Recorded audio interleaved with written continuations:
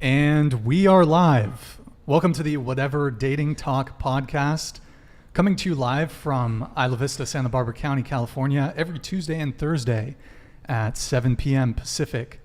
I am your host, Brian Atlas, the most publicly rejected man in the history of the world. So in a sense, I'm a dating expert, clearly. I'm joined by my co-host, Kiki. She's a bit shy. A few quick announcements before the show begins. This channel is viewer supported, YouTube demonetization, all that. So please consider supporting us. Send a super chat. I will answer all super chats intermittently. We will display all super chats in stream overlay. We've got channel memberships, Patreon merch, all links in the description. For the sake of debate, I may play devil's advocate and take on a position I may not necessarily agree with. Without further ado, we're going to have the guests introduce themselves. So please tell us your name, age, occupation, and relationship status. I'm going to start over here. Hi, my name is Samantha. I'm 22. I work in media management, but I'm also releasing music soon, and I just published a book, so I do a lot of things. And I am single. Hello, my name is Anna. I am 26, and I'm a sacred sexuality rewilding and embodiment guide. I do one-on-one coaching and group containers, and I'm also a poet and musician, and I am single. Okay, my name is Raina. I'm 21. I'm currently a student at UCSB, and I'm single. Hi, I'm Julia. I'm 20 years old, and I'm a hostess at a restaurant, and I'm newly in a relationship. Newly in a relationship? Newly in a relationship. How new? About a month. Okay. Yeah. Congrats. Thanks. Good times. Good times. Good times. I deserve it. You deserve it. I deserve it. So when you say you deserve it, you've just been through some... Oh, I've been through it all. You've been through it all. Okay. I guess you could say that. My last relationship was a disaster, to say the least. Give us like a plot synopsis of your disastrous last relationship. Your typical narcissist mama's boy. Mama's boy is always the worst. That's how they get you. You kind of think that's a good thing, like, oh, they have a cute little relationship with their mom. But no, it's bad. She knows what I'm talking about. She's nodding her head. Yeah, he ended up crashing my brand new car. Never paid me back, among other things, but that was probably the main one. He crashed your car? He crashed my car. Was it a nice car? It was a nice car. What kind of car was it? It was a Mercedes-Benz.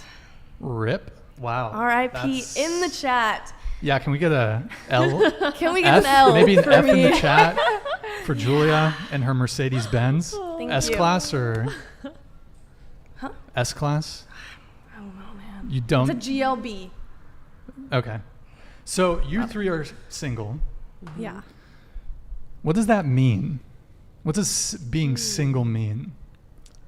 That's a great... Let's start with you. So what does that mean for you? I'm not dating anyone. Are you talking to somebody? Possibly. Possibly. Yeah. It's complicated?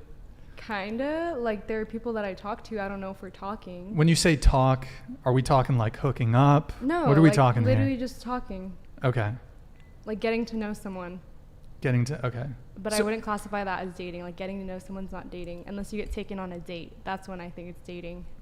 But I feel like a lot of people don't go on proper dates. It's like, come over. Yeah, that's the problem. Let's hang out.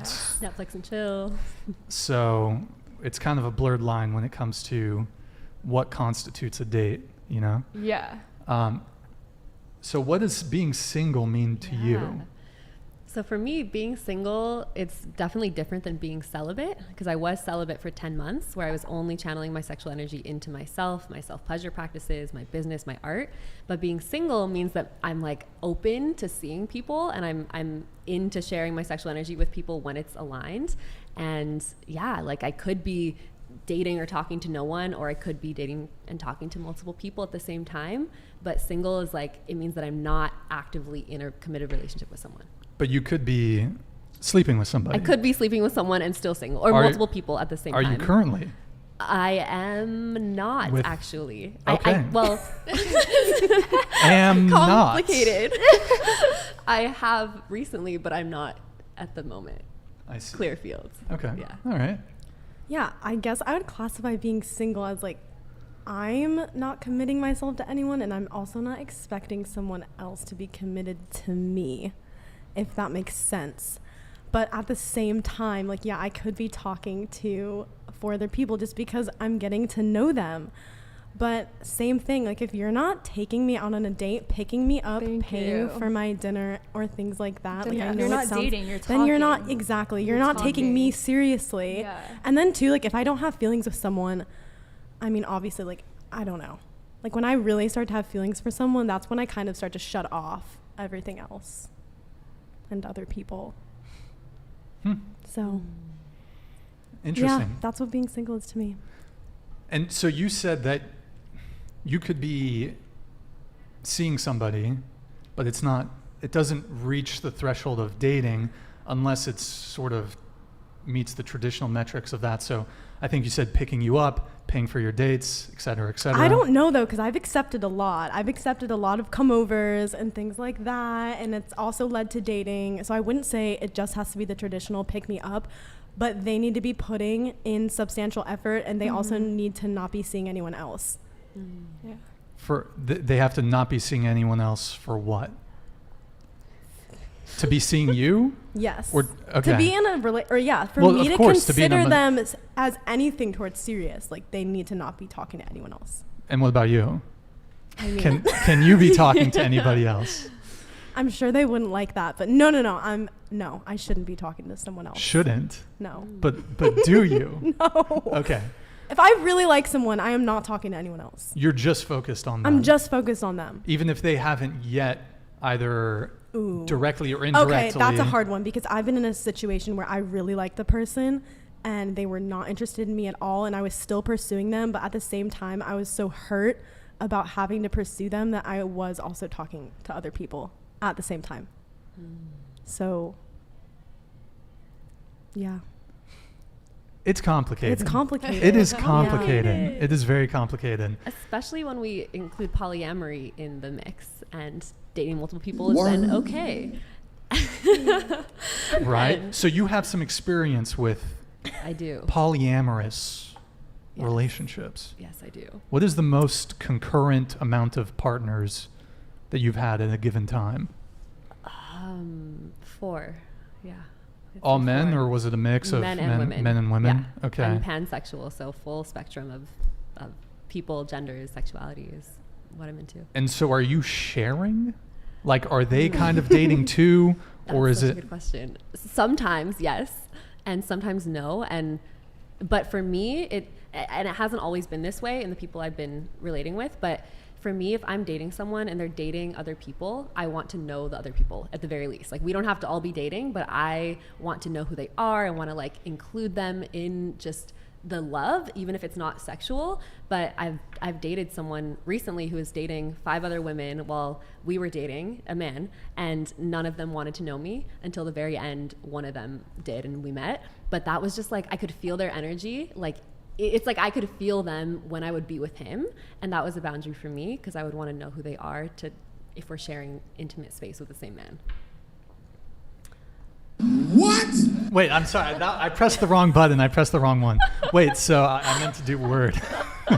Right. Okay. I swear that was the wrong one. So Right. no, I'm curious about the whole polyamory thing. Uh-huh. So, and you said that even if you weren't with one of the other people that one of your partners was seeing, you would want to know who they are. So for you with polyamory, was it a situation where you you wanted to know who they were sleeping with? Exactly. Okay. So it wasn't like a don't ask, don't tell policy. Not for me. And I've been in various iterations of polyamorous relating, and I've been with partners who wanted it to be like that, like don't ask, don't tell, just you do your thing, I'll do mine. But I'm the opposite, because then I have all of the attachment wounding coming up, and for me, I want to be able to share with my partner exactly what I can share with my friends. And so if I can't tell them like I'm into someone and this is my experience, then I feel more distant from them. But when I hear about who they're into, I can experience compersion, which is that feeling of like being turned on by your partner's turn on because of your love for them. And then it's like, it just builds the intimacy in my experience. Word. Cool. That's really interesting. We should definitely go into the whole polyamory thing a bit more later on in the show. So I guess that'll bring us to our first sort of topic question of the show. Does dating suck? And if so, why? Why don't we start over here? Well, I feel like that's a very broad question. It is broad. Dating the wrong person sucks. Dating the right person at the right time doesn't suck. And I guess to be more specific, when you're single, so the process of dating, you know, like going out, meeting new people, maybe you're on the dating apps. I want to say, does dating suck prior to entering into a relationship?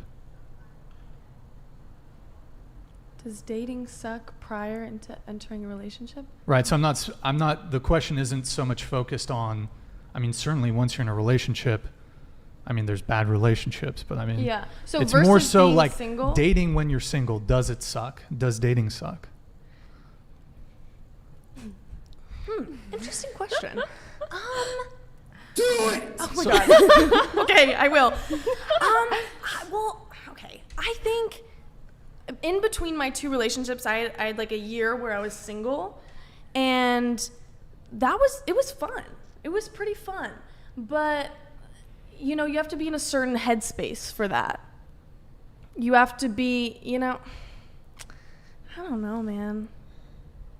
I think when I was single, I would look at people that were dating and I'd be like, oh, that kind of sucks. Like, you're kind of tied down in a way, and you can't really have fun. You can't just like flirt around. But now that I'm in a relationship, you know, it's nice to have a person to have consistently in that sense. So it's kind of just like where you're at mentally in that way, you know? Sure. I don't know if that answered your question. No, yeah, I feel like that too. Like your headspace makes or it like is a big deal in this, and I feel like I could see both sides. Like it can suck if you're like consistently trying to meet these guys and they're all talking to a bunch of other girls. Like you don't know if they're talking to another girl unless you have that conversation. But for me personally, I think dating doesn't suck because like as a girl, you kind of like not like you get stuff, but you're taking out on dates. You're like, you know, like it's kind of fun, and then you're also not committing to one person, like you're just exploring your options. But yeah. And so you mentioned that your experience dating doesn't suck because you mentioned It's kind of nice. you get some gifts, you get some Oh, things not gifts, over but here. like or well, you get taken out for dinner, for example. Or, yeah. And you also said that you see a bunch of people. I don't want to like- misquote you. No, like I'm saying I'm not committing to one person either. So like I'm getting to know a bunch of people at the same time. I might have better connection with some than others. But like that's why I could see how dating sucks. But like I feel like if you know how to go about it, it doesn't suck. And it's just like nice meeting new people. If it doesn't work out too, like you've met another person who like shared their story with you, you know? But yeah. Do you think that on both sides, when the people are dating multiple people, that can sometimes prevent what would otherwise have been a relationship from proceeding, prevent it from happening? Like prevent. Yeah, because if you're just dating a whole bunch of people, like... I think there has to be communication about like if you guys are exclusive or not. And then, because like in the beginning when you first meet people, they're probably on like dating apps. They're probably talking to other girls. Like the likelihood that you're the only person they're talking to is very low. And I just feel like... Does that bother you at all? I feel like it doesn't bother me because in today's day and age, like that's what everyone's doing. And like I'm the kind dating of meta, yeah. doing the same thing, right? I'm meeting a bunch of other guys and like I'm not specifically narrowing it down to anyone. Like, yeah. Okay. Does dating suck? Does dating suck? This is a funny question. At times, yes. And I'm trying to expand my frame of mind and heart to really feel like, no, it doesn't suck. But as a conscious woman on a spiritual path, deep in the sacred sexuality work, where I want to be met in dating, in relationship, is very specific, very, very nuanced. And I feel like the pool of people who can meet me there is very small. And so I have this, in a sense, scarcity mindset around who is willing to like get fully down in the wildness and the earth with me and like really be in that space of committing to the awakening of our planet and like on the same path. And it's hard for me to share my erotic energy with anyone who isn't in deep alignment with that path. So I have had this negative thing around dating, especially in LA, of like, it does suck and I'm not into it. I just want everything to like align perfectly. And I'm slowly opening my energy to just be, you know, to trust that people can surprise you and there can be magic even in the most unlikely connections. You said getting down to earth, or what was it? You said something about earth. Earth, yes, I think the I earth said energy. The earth energy. What does that mean? The earth. Okay. So what does that Pachamama, mean? the earth. Like we come from the earth, right? And so I feel like being in, especially living in LA and the heart of the media capital of the world, Hollywood, all of this, the city. There can be this energy that's like very ungrounded and not. Like connected to the elements, connected to the fresh water, connected to the fire and the earth. And so I only want to share my eros being erotic energy. Wait, sacred, Eros? Eros, E-R-O-S. Eros? Is that like a god, Greek? Yeah, okay, the Greek Greek god thing. Eros. And so the term Eros. Is Dionysus involved? Is that a Greek? Is he Greek? Honestly, Do you know what I'm I talking don't about? know. Yes, I've heard this one. My mythology doesn't go very far Okay, beyond so Eros. Eros. Okay, Eros, sure. being our sexual life force energy, like that feeling of turn on. So Word. I only want to share my Eros with someone who can actually meet me in that space of spirituality and earth wisdom. Yeah. And not everyone in LA can. In my Well, experience. I mean, I agree with that. LA. I mean, you're Sammy, right? Yeah. You're from LA too, right? No, I'm originally from a small town. I moved to LA last year. But you've been in LA for a year. But I've been in LA for a year, Have yeah. You're from a small town? Yeah. What small town? New Smyrna Beach, Florida. Isn't that just outside of Fort Lauderdale? It's like 20 Or- minutes. No, it's like 20 minutes from Daytona, an hour from Orlando, Okay. and 3 hours from Miami. So. But you've been in LA for a year. I've been in so LA you're for- corrupted. Yes. right? Yes, You're I'm already fully corrupted. I'm fully corrupted. Okay. Completely submersed. But so I do agree though that LA, it's It's a different very world. superficial, Very shallow. Yeah, So I get shallow. that. But no, I definitely agree with what you said. It really has a lot to do with your headspace, because I've been in times where I've been single and I feel so bad about myself, only because I had probably just gotten out of a relationship at that point and I'm missing someone, or I do miss that consistency. But once I start feeling better, then it does become fun, because it is fun to meet new people and get out there. And even if it goes really bad, like I've been in so many bad dates, it's still something to laugh about. And it's an experience, and it's like a new contact. Like you never know who you're going to meet. That's what I always say. In LA, like you never know. So it definitely is fun when you're in the right headspace. So, but did you answer the question? Does So- dating suck? No, dating doesn't Okay. suck. No. No. So overall, it seems like panel. We like dating. It's like, we Yeah. like dating. Yeah. All You right. kind of just gotta like play the game. Play the game? Yes. You yes. know that they're like playing a game, so you gotta play it back. Like you gotta be smarter than them. Smarter than 3 steps ahead. 3 steps at ahead all of them, and you Three just steps act, ahead. Not like you act That's a lot of clueless, but like steps. kind of. what's that? Nothing. Wait, repeat it. I said not that you act clueless, but like kind of to like not give them a sense of that they're in the like that they have power over you. You know, like you're the ball's in your court. You don't have to do anything you don't want to do either. Like on dates, like if a guy asks like, "Can I kiss you?" I'm like, "No," Yeah. and like he won't kiss No. me. So then he respects your boundaries. Yeah, he respects so my it's almost boundary, like which testing. I nice. Yeah, and I'd rather them like accept that boundary and like be interested in me, Yeah. like not just wanting me to like for physical. her, yeah. Yeah. Whoa. So is it a game then, or is it just like Not like your a truth? game, but just kind of like, I know that they're talking to a bunch of guys, so why would I close myself off to just that one guy?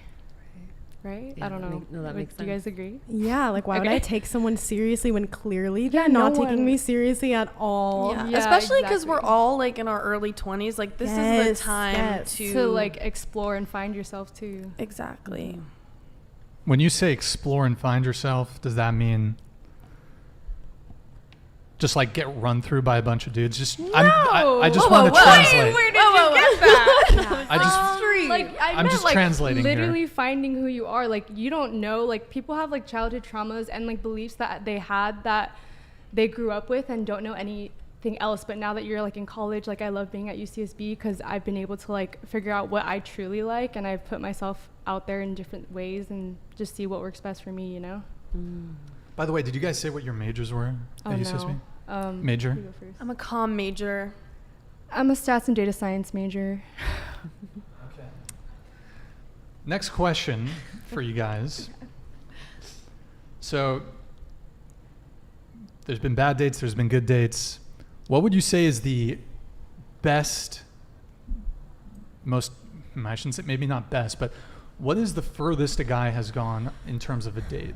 Has a guy ever offered, let me start with this. Has a guy ever offered to fly you out somewhere? Let's start with Samantha here. Oh my gosh. Have- Okay.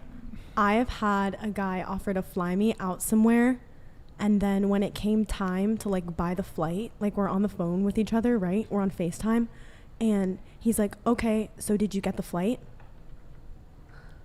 And I'm sitting here like, I thought you were supposed to be flying me out on the flight. Like that's what I'm thinking in my head.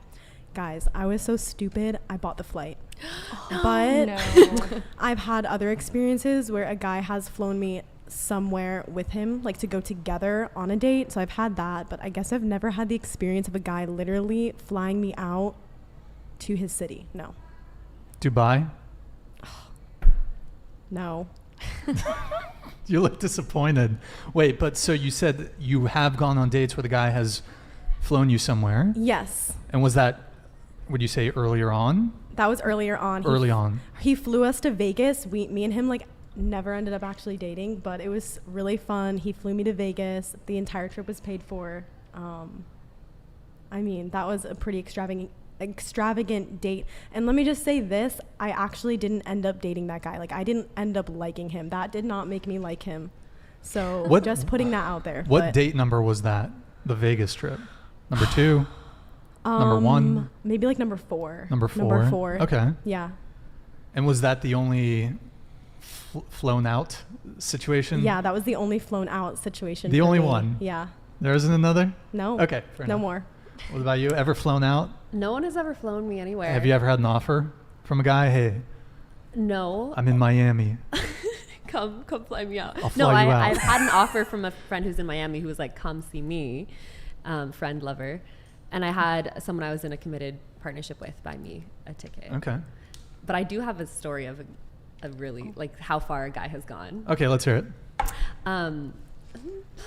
Not a flight, but on our first date, he bought roses and also bought a bunch of rose things like rose soap. He bought rose tea. He bought rose laundry detergent. He bought rose perfume because he knows that I love roses. And so I like go into his room and the whole bed is covered with roses. There's a rose candle lit, all this rose stuff. It felt like I was getting married. It was like roses everywhere. And then we had an amazing night together. And then he made me breakfast in bed the next day and like fed me berries. And no one has ever done that. And so I proceed to think like, oh, I'm falling in love with him. But this is the guy that's dating 5 other women. And it's like, no, I just like want to worship the divine feminine in every woman, which I get. And we're great friends now. But I was shocked. I was like, no one I've dated for years has ever bought me like all this rose stuff and like made the bed so nice. And yeah, it was really sweet and confusing at the same time. What date number was that? 1. Number 1. Yeah. Well, How did you meet? We knew we had been friends for the past like year and a half. And then we had acknowledged that like, oh, there's a charge and we want to explore this. And then it was like the first time we did. And you said there was rose petals? Everywhere. Full of roses, rose tea, rose laundry. It was just rose extravaganza. And did you appreciate that, or were you like, yo, this is extra, this is kind of weird? Honestly, I loved it because I was just in a space of like, worship me as the goddess I am, like pamper me. I love gift giving. It's one of my big love languages. So I'm like, give me gifts. But it did get confusing when I was like, I wanted to be in a relationship with him, and he was like, what? Like, I'm just like doing, I like, what? No, like, did I send mixed messages? I was like, yes, you did. The roses, the breakfast in bed, mixed messages. Let's just go around the panel really quick. If a guy like first date did a bunch of all this extra shit, roses, chocolates, what was some of the other stuff? Tea. Tea, like rose, it was all the rose petals, rose everything. candles, Laundry detergent. Laundry, huh? That's a little silly. Laundry detergent. And soap. Honestly, that's actually And a good body idea. scrub. I'm gonna start doing that. Bringing laundry detergent to my first day. Here, you're dirty. Yeah, I don't know if I take that I don't know I'd if that'd be like a "Oh, good you're trying thing." to tell me something? But so Samantha, Yeah. If would someone that be did that for, would that be a bit extra? I would be so surprised. That is, I mean, okay, aside from the laundry detergent, that's so thoughtful for someone to just go and plan all of this stuff because they know that they're going to see me. I mean, I honestly wouldn't even know what to think. And it would depend on the person too, like who's doing that. Yeah, true. It would really depend on who it was. Okay. Wait, what was the question? If a guy, like first date and a guy's doing all this extra shit, let's say he gets you flowers, chocolate, all that stuff. Do I know first him date. before?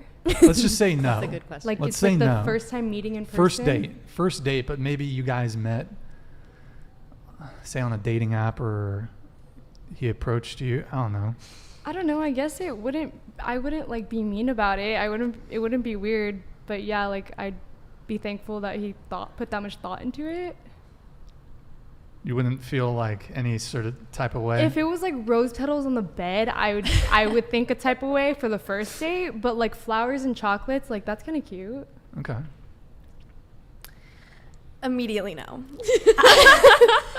If a guy got you flowers and all that. Flowers, yeah, like that's small flowers are great, but I think, like, you know, for you that's great because you've known this Right. person. But if I met this person on a dating app and he bought me detergent and soap, I'd be like, you are a freak and not the good kind. You know, like Actually, yeah, I would give me the ick. I would. Yeah. The detergent way. The detergent. I'd be like, what? What if he worked? Hold on. What if he worked at a Tide? soap company and he was just like, "Look, I got a little extra soap. Thought I'd give you some." Then it's kind of like On the first date though? First date. Like There is some He gives you story like a behind it. Costco wholesale amount of detergent, like one of those big jugs. I would leave No, immediately. this did not happen. What were the pods that people were eating? Oh, the Tide Tide Pods? Pods. Yeah, Oh, he God. brought you a bunch of Tide Pods. That no go for you. It's like I only like clean women. Yeah, I feel like I just generally I have like a bias towards men in the sense that I am scared of them a little, and I think they're always have some sort of misogyny within them. So I'm like, what message are you really trying to what message are you really trying to portray here? Like, you want me to change something? You want me to do something for you? I don't know. It's just kind of like an innate thing for me because the men that I have experienced relations with have been that way. So I'm a little biased. Wait, go into the misogyny thing. Let's talk a bit about that. What do you mean by that? Well, I just feel like every man just has a little bit of misogyny in them. Every It's- man. I think every Every man. I think it's I think it's an inherited thing. You know, All the men were just all misogynists. you gotta have a little bit. A little bit. She's nodding her head. Oh yeah, She I have a knows. lot to say about this. Yeah. She has a lot to say about this. Okay. So does the same apply to women? Do women have misogyny? Misandry? In every woman there's a little bit of misandry. Is that would you agree with that? Well, I believe it's. Misin- People are gonna Misandry? come for What me. is that? Misandry is The opposite of misogyny? Yeah. Misogyny for Basically women? You're saying misogyny is the hatred, Of contempt of women. women or discrimination. I think that's about it. Hatred, contempt for women. Hatred and contempt for men is misandry. I see. Yes. Well, I believe it's uneven playing fields. I mean, women have been suppressed for centuries. So, you know, I feel like we all are kind of conditioned societally to, you know, kind of have that bias towards men. Like, we kind of grew up that way, I feel like. If you guys can relate. Yeah. What do you mean, the bias towards men? Just like, I feel like the term like, oh, boys will be boys is so common when men are mean or men are disrespectful. It's just like, oh, he's just, yeah. Or like growing up, if a boy was mean, they would say, oh, it's only because he likes you. Yes. But I've heard that same thing with women, though. Oh, she's mean to you because she likes you. I think that can go both ways. But as Okay. far as the boys will be boys thing, I mean, I think that's more so like when boys are just roughhousing with each other. I guess. But so you said that misandry is justified, hatred of men is justified because women throughout history have been oppressed. Is that kind of your stance? Well, I don't want to speak for you. I'm just trying to understand your position. Yeah. I don't think it's as present as I believe misogyny is present in men. And, you know, that could just be in so many different degrees. Like, men can be like, oh, women can't do this, women can't. Like, I've had guys say, oh, it's so weird, you know, they're like, it's weird when a girl is chubby, but it's also weird when she goes to the gym too much. Like, what do you want? You know, like, Double standards. women can't. My ex actually was getting a tattoo one time, and I was like, oh, do you want my opinion? And he said, no, women don't know anything about tattoos. Tattoos are for men. So it's like kind of like that. You know, they think women are stupid and useless. And I don't think women have that same sentiment innately as men do. You know what I mean? You don't think they have the same sentiment Towards men as Towards men. women as men do to women. Yeah. I don't know about that one. There's a lot of man hating out there. A lot of man hating. Well, They- I know they I do can't it to speak for everyone, but What's that? Oh no, I said they do it to themselves. Can I Yeah. speak Actually, to this so a I little will bit? let me respond to her, Yeah, and yeah. then I'll have you come in. So you said that men do it to themselves. So actually, that's kind of true. So they did a study on this, and they found out that men actually have a slight out-group bias for women, and women have an in-group bias for other women. So yeah, men are hating themselves, I guess. Go ahead, you wanted to come in. Yeah, no, that's interesting what you brought up. And yeah, on this piece of misogyny, I feel that we all have pieces of the patriarchy inside of us. Just Hold on, what's the patriarchy? The patriarchy, you're right, that's a very general term, but when I say the patriarchy, what I mean is this, it's beyond men. It's this internalized system of oppression, of domination that extends far beyond gender, far beyond race. It's this energy of like this hierarchy within us, and we all have internalized that based on the cultures that we're brought up in and the state of the world right now. And so that can then be extended to different forms of power over others rather than power with and power from within and power where it's like the power of a circle. It's this domination concept, this pyramid. And so when I think of misogyny, I think of the hatred of women and men being on top of this pyramid, or vice versa with women being on top of the pyramid. And it has, the statement of they do it to themselves, or it's this, the fear of men. It's like it has flipped. I get that, like the hatred towards men because of the hatred towards women for centuries. And so there has been this flip that's happened. And ultimately, I think that it's us getting to really allow that domination paradigm within us to fall. And so we can see that every human, like there's a place we can all meet each other, but not without honoring all of the history of oppression of women. And same goes for people of color. And yeah, it's just like we get to honor that first. And so when you said like you're wary of men, I was like, yeah, sis, me too, like always, because like I don't know, you know, what their intentions are. I don't know like what, you know, how they are with other women or their sisters or their mothers. Like it's this like wariness that I have more with men than with women, and we could have it with any person. So can you just, there was a lot there. And if anybody else wants to jump in on this, so you use the word patriarchy, and I just want us to be precise in what we're saying. Mm-hmm. So can you articulate what is the patriarchy? What is the patriarchy? What articulate it? The patriarchy is a system of domination where specifically those in male bodies are at the top. And wait, those in male, so men? Yes, we could say so men. So males? Okay. We could say men are at the top, and there are others that are under them that have less power. And the ones at the top, being those in male bodies, have more say in things. We see more of their faces in politics, and there's a sense of like they're doing like the right thing, and those who are women don't have the same leverage as those who are men in positions of power. Okay. So it's men as a group are working together to oppress women as a group, as a whole. Is that what the patriarchy is? And the earth. And the earth. Yes. And so if we think of like, you know, fracking, for instance, that's a product of the patriarchy. Fracking yes. is a product of the patriarchy. Absolutely. Like extracting resources from... What else is a product of the patriarchy?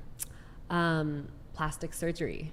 Plastic surgery, big product is of the patriarchy. Is a product of the patriarchy. Yes, because feminine beauty standards that say like only a woman who looks like this is a woman that will be loved, that will receive love from a man usually. So we have this whole industry around plastic surgery that's going to like create, you know, and if anyone gets plastic surgery, like it's not saying like don't do that or never do that, whatever. But I'd say that's a product of the patriarchy. I would say that razors are a product of the patriarchy. Like it's so many things. Razors? Yes. The concept of eating disorders, product of the patriarchy.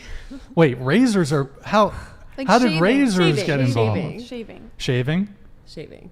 Yes. What? Shaving is a product of the patriarchy? Yes. Actually, I have resources on this if we want to go back to the witch burning times. The witch burnings? Yes. What happened then? What happened then? What happened with the witches? Men and women. So it's really never about just men or women. It's like the masculine within all of us, right? And so men and women both were shut down for being in attunement with nature, being in attunement with the elements, for knowing about herbal medicine, for birthing babies, midwives, etc. And so in the book, Witches, Midwives, and Nurses, they talk about how those who would be called witches would, before they'd be burned at the stake or sunk into water, they would strip them of their power in many ways. One of those ways being shaving their legs to strip them of the power of their hair, which often symbolizes the intuition. Wow. Okay. There's a lot there. There's a lot there. We touched on a lot of things. Okay. So I'm still not totally sure what the patriarchy is. Does anybody else want to jump in or take a crack at it? I would say that a lot of things mentioned, and this is just my personal opinion, is more of a factor of capitalism than it is of like, oh, you want to look like this. But at the same time, like I've had plastic surgery. So what kind of plastic surgery? Like I had a nose job 2 years ago. And honestly, I was with a guy and he dated me through the whole thing before and after. So I don't know. I think it's more like a personal thing. You mean the plastic surgery thing? Yeah, I think it's more of a personal thing. Yeah. But then on the other side of like this patriarchy, there is also this like femme fatale that's kind of emerged. Like I also feel like I'm in control of some of the situations when I'm with a guy. And there's also been times where I'm in the room with a guy and I know and he knows that there are some advantages that I have. Maybe it's like whatever the social advantages are, like job, like whatever it is, like there's a clear air in the room that I have the advantage in that situation. That man is trying to impress me, and I don't know, I think there's something to that. It's like, okay, so you're saying in a social setting sometimes you have some advantages Sometime- over men when yes. you're moving through a room. Or maybe I feel that way. Okay. Like, it's almost like the image of like a girl walking and like guys are like fanning her down. It's just like, there are some, I don't know. I feel like women do have a lot of advantages over men in the sense that they are so just like, I don't know, careless and just, I don't know. It's such a weird concept, but I definitely feel like a guy, like some guys will just do anything. The goddess. Yeah. Like they'll do. Answer. Wow. Okay. So we could probably definitely go down the rabbit hole of patriarchy and feminism and all that stuff. I don't know how much we want to veer in that direction. I mean, I don't know. This whole idea of a patriarchy, honestly, this is going to be a hot take. It's basically just QAnon and deep state for feminists. That's my take. I mean, this idea of a patriarchy, it's also just the apex fallacy. You're looking at the men at the very top, but like not considering men. I mean, you can say that you mentioned like politicians and stuff. Certainly in certain positions of power and like CEO jobs and stuff, yes, there is a higher proportion of men, but there is a higher proportion of men that also occupy the absolute worst positions, the absolute worst jobs. 80% of the homeless are men. The vast majority of people who commit suicide are men. The most amount of people who are in prison are men. Police brutality, police killings, it impacts men most. So, I mean, I think both men and women have their advantages and disadvantages, their struggles. So. I fully agree. And everything I shared isn't to say that that's not true. It's the concept of, it's the domination paradigm and masculine and feminine energy, like yin and yang, rather than just men and women. Like everything I stand for is the opposite of like that polarization that feminism can get into. It's like, how do we ultimately come back together and understand that the patriarchy affects men just as much as women, and capitalism and the patriarchy are like so intertwined. And white supremacy, it's all like part of the same interlocking systems of oppression. Word. Yeah, I mean, I think that maybe another hot take, but I think that if you really look back throughout history, certainly there were ways in which women were disadvantaged in ways men weren't. I think the big one we can all think about is the right to vote, right? Mm-hmm. For a while there, women did not have the right to vote. And I think women certainly should have the right to vote. But I think what you also have to look at is the broader context of history. And it actually wasn't, so for example, with the right to vote, it actually wasn't that long before women got the right to vote that just men, broadly speaking, they couldn't vote either. At least, I mean, it breaks down different countries and stuff, but in the US, you had to be a property owner. And then also, one of the things that's often overlooked in this discussion is the draft. So would you guys agree that rights come with responsibilities, or they should come with responsibilities? So one of the reasons men had the right to vote is because they were subject to the draft. And to this day, men are still subject to the draft. And you can say, well, there's probably not going to be another draft. But I mean, if you've seen what's going on in the world, I don't think things are looking great. So it's certainly plausible within the next 10 or 20 years, there certainly could be a draft in the US. And I mean, certainly in Ukraine, actually they prevented men from leaving Ukraine. If you were a man between 18 and 64, you had to stay, join the army, fight, and die here in 2022. So I think bringing it back to women's voting, women's suffrage, there was, do any of you know what year it was? 1920, I believe, that it was ratified. Was it 1920, 1931? It was 1920, 1920. So does anyone know what happened just before, like in that, a few years before 1920? Big event. Dates? No. Okay, it was World War I, 1914 to 1918. Well, yeah, but okay, so. So I'm this is a bit, I'll wrap it all together. But so those men were allowed to vote, but they also were subject to the draft. And I think in total, I don't know what the U.S. count is for World War I. probably a couple 100,000 in World War I. U.S. men died. I think the total number, it was like 20, 30 million, maybe 20 million military casualties for World War I. And probably 99.99% of those were men. So as a man still today in 2022, for us to have the right to vote, we are subject to the draft. We have to register for the selective service. If we don't, it's actually felony in the U.S. as a man to not be registered with the selective service. So I mean, can I chime in? Yeah, go ahead. Okay. Well, I'm just saying, you're saying, men are subject to the draft. It's a requirement if they're drafted. They didn't get the right to vote. It was only like property owners, whatever. But who created that society? It wasn't women. Men created that society for themselves. You know what I mean? Well, it was men, but just because it was men, I don't think their gender is necessarily related to the decisions that they made.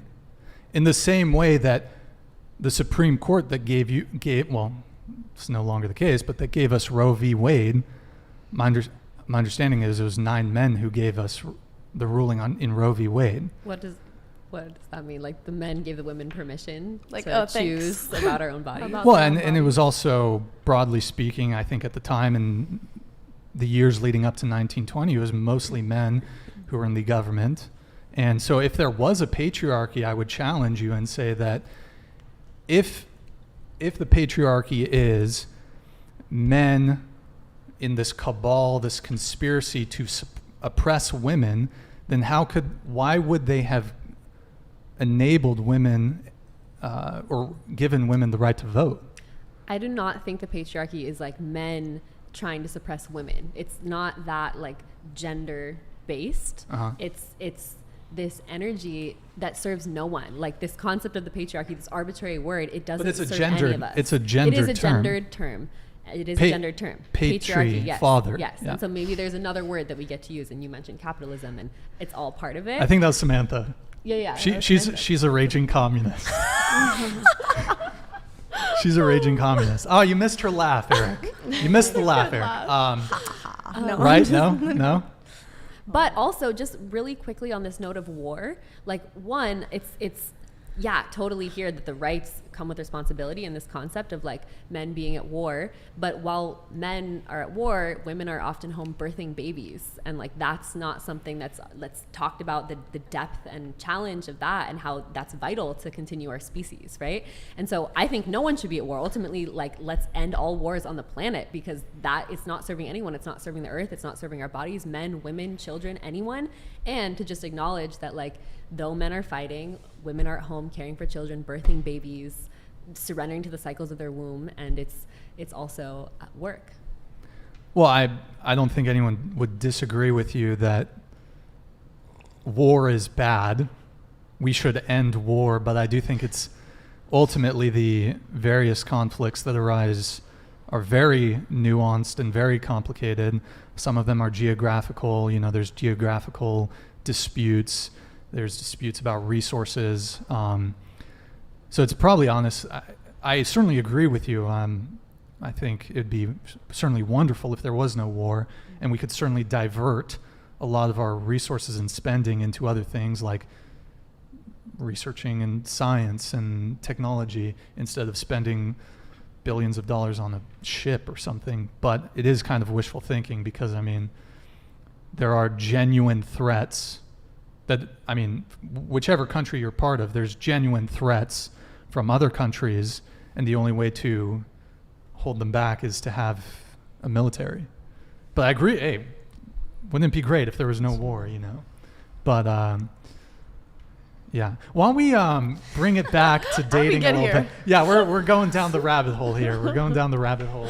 We'll do some super chats, some comments really quick, and then we will bring it back to dating. So let's see. Let's see. Stifler, ask the ladies to rank themselves on a scale of 1 to 10. I guess he wants you guys to rate yourselves. I guess that's physical appearance. You guys want to just real quick give your self-assessment, Samantha? I think I'm gonna go with a solid 7.5 because not just on looks, but like everything as a whole. Like if you're dating me, I don't know. No. I guess I would give myself a 10. Okay, I guess I'd give myself a 10. I'll but give you a 10, girl. I give you a 10 too. There's some like I can be a little crazy, but other than that, I'm a 10. I'm a 10. I'm a catch. What can I say? I guess, yeah, I'm a 10 too. Self-love. Yeah, I'd say a 10. Life's too short to hate yourself. Am I right?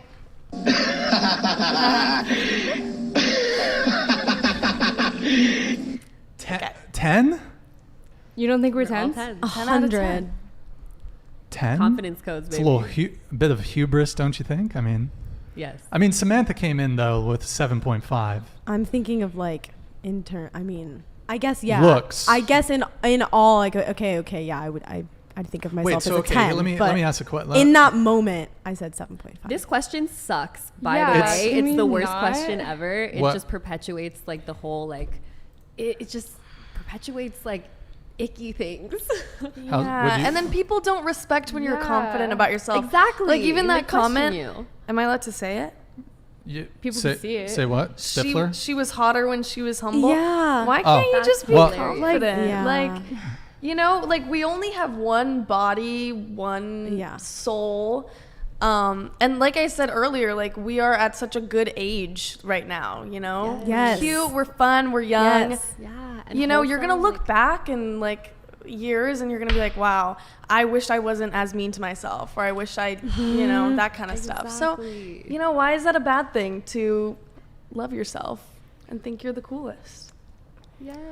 So then it begets the question then, if you guys are 10s, then do you deserve, physically speaking, Oh, if it's just physical speaking? yeah, just looks Okay. wise, do you then deserve a man looks wise who is a 10? If you're a 10, then you surely must deserve a guy who's a 10, right? I mean, logic, I guess. Deserve, yeah. And we could choose any men, even if we don't feel like they're a 10. But I Yeah, it's deserve, we all subjective. deserve. I feel like Yeah, it's personality very plays into subjective. it too. Yeah, Yeah. but like that's huge for guys. Yeah, Like, like personality makes up for I a will lot think of a it. guy's awful if they're really hot but they have a horrible personality. It wipes it away completely. It's like Exactly. he's a blank but a blank. Like he's a 10 but he can't Yes. hold a conversation. Yes. He's a 7. Yeah, exactly. Like, yeah, Wait, personality. well, I've heard that. It's like, I've seen the videos on TikTok and stuff. oh, Yeah. she's a Yeah. 10 but or he's a 10 but Butter Do you guys play that game? Yeah. I've done Wait, it. so hold yeah. on, but so didn't you guys just like that question's kind of icky, but you just said that you play this game where you say he's a 10, but he wears flip-flops or whatever it is. So isn't that, I mean, Wait, what? I think we Sorry, meant rating ourselves Yeah. in Yeah. front of Rating people is ourselves. oh, that uncomfortable. Yeah. that's On uncomfortable. live, Yeah. like, On live. And then being questioned like, oh, you think you're a 10, but is it just on looks? It's like, I feel like trying to get at something that is a little... It wasn't me, it's Stifler. It was Stifler in the chat. Hey, Right. by the way, oh, that's weird. It's not showing. Yeah, it was Stifler in the chat. Okay, we'll move on. Okay, so wait, I have a question. Never mind. Forget. What's about No, what was it? We want to know now. So I was gonna ask, like, what do you think is? Can you name a celebrity that you think is like your looks equivalent? So like like a female celebrity? no, like a male, like who would be like, okay, this Oh. guy, like looks wise, we're kind of on the same page. So like Jason Momoa or Timothy Chalamet or Jason Segel or Ryan Reynolds. here. We'll start with Samantha. That was we'll quick, start, eh? We're gonna start with Think. Samantha. Samantha, who's your looks match male celebrity? What type of This question is is this? so hard. This is so hard. Oh my god. Okay. I can't think of one that I look alike, but I can think of one where I'm like, okay, we Not look that you look like, but we look just good together. That would be like you would say you're in the same attractiveness or Oh my God. same league, let's just say? Well, I don't know, because someone. Okay, well, this is just my Oh, personal. you got a celebrity DM'd you? You had someone slide into your DMs a blue check mark? I have had that, but I can't disclose who it is. But no, I would say off the top of my head, honestly, since you mentioned him, I think Timothy Chamlet would be similar. Hamlet, Shamale. Because he also has that kind of like he's a bit different looking, and you're a bit different looking? Yeah. Like it's not a very conventional just one look. I could see that. Yeah. Okay. Fair enough. That's Okay. Yeah. Timothy, if you're watching, her DMs are open. Okay. Anna. This question still feels in the same vein as the other one. Yeah. It's still tough. Shallow. It's a bit shallow. And a little like, Yeah, let's get deeper because we're all deep here. I can feel it. And I would say we'll get Ryan there. Reynolds. Ryan Reynolds. Yeah, he's hot. Okay. Ryan Reynolds. I could see that for you. Honestly, Ryan Reynolds is a or- babe. He's hot. Shay Mitchell. She is also beautiful. Oh, she? Okay. Yeah, I love her. Yeah. Dude, I don't know how to answer Okay. this. You can skip. We'll Okay. skip. I would say Miles Teller. Miles Teller. I okay. think he's got kind That's of like fair. a homey, like comforting look. Okay. Is that Yes. funny? Do I have a homey, comforting look? Well, is that what you're saying about yourself? Yeah, like I think I'm, like when I look at him, he doesn't seem intimidating, but he's also very, Seems like a good guy. Yeah. He's not like super male model, but Yeah. he's good looking, Yeah. Okay. Yeah. Well, got a little pushback from this one. Well, so I guess I'm curious. So Sorry, I'm do reading. you guys object to kind of like trying to categorize people in this way, like rating themselves? Because I think people do. I think realistically, a lot of people rate other people and judge. I mean, we all kind of judge people by their appearance, how tall are they, are they well dressed, these sorts of things. So I don't really think there's anything wrong with rating someone or rating yourself, but I mean, Samantha, it's you wanna come actually in? funny because I was talking to this with my friend not too long ago. It's funny, like you say you want all these things, like you list out all these things that would make someone a 10, but the person that you actually end up like dating or loving, like a lot of that doesn't even matter. You're not even looking at that. Like you can't really, like for me personally, I have, like unfortunately, I cannot choose who I've fallen in love with or who I've been in like long-term relationships with and I've developed feelings for, and all of those things that I've said, like I'd probably rate that person like a 6 or a 5, you know what I mean? But I love them, and that's, I don't know. So I think the whole thing of rating is like it's such a superficial thing. It only goes so far. follow-up question.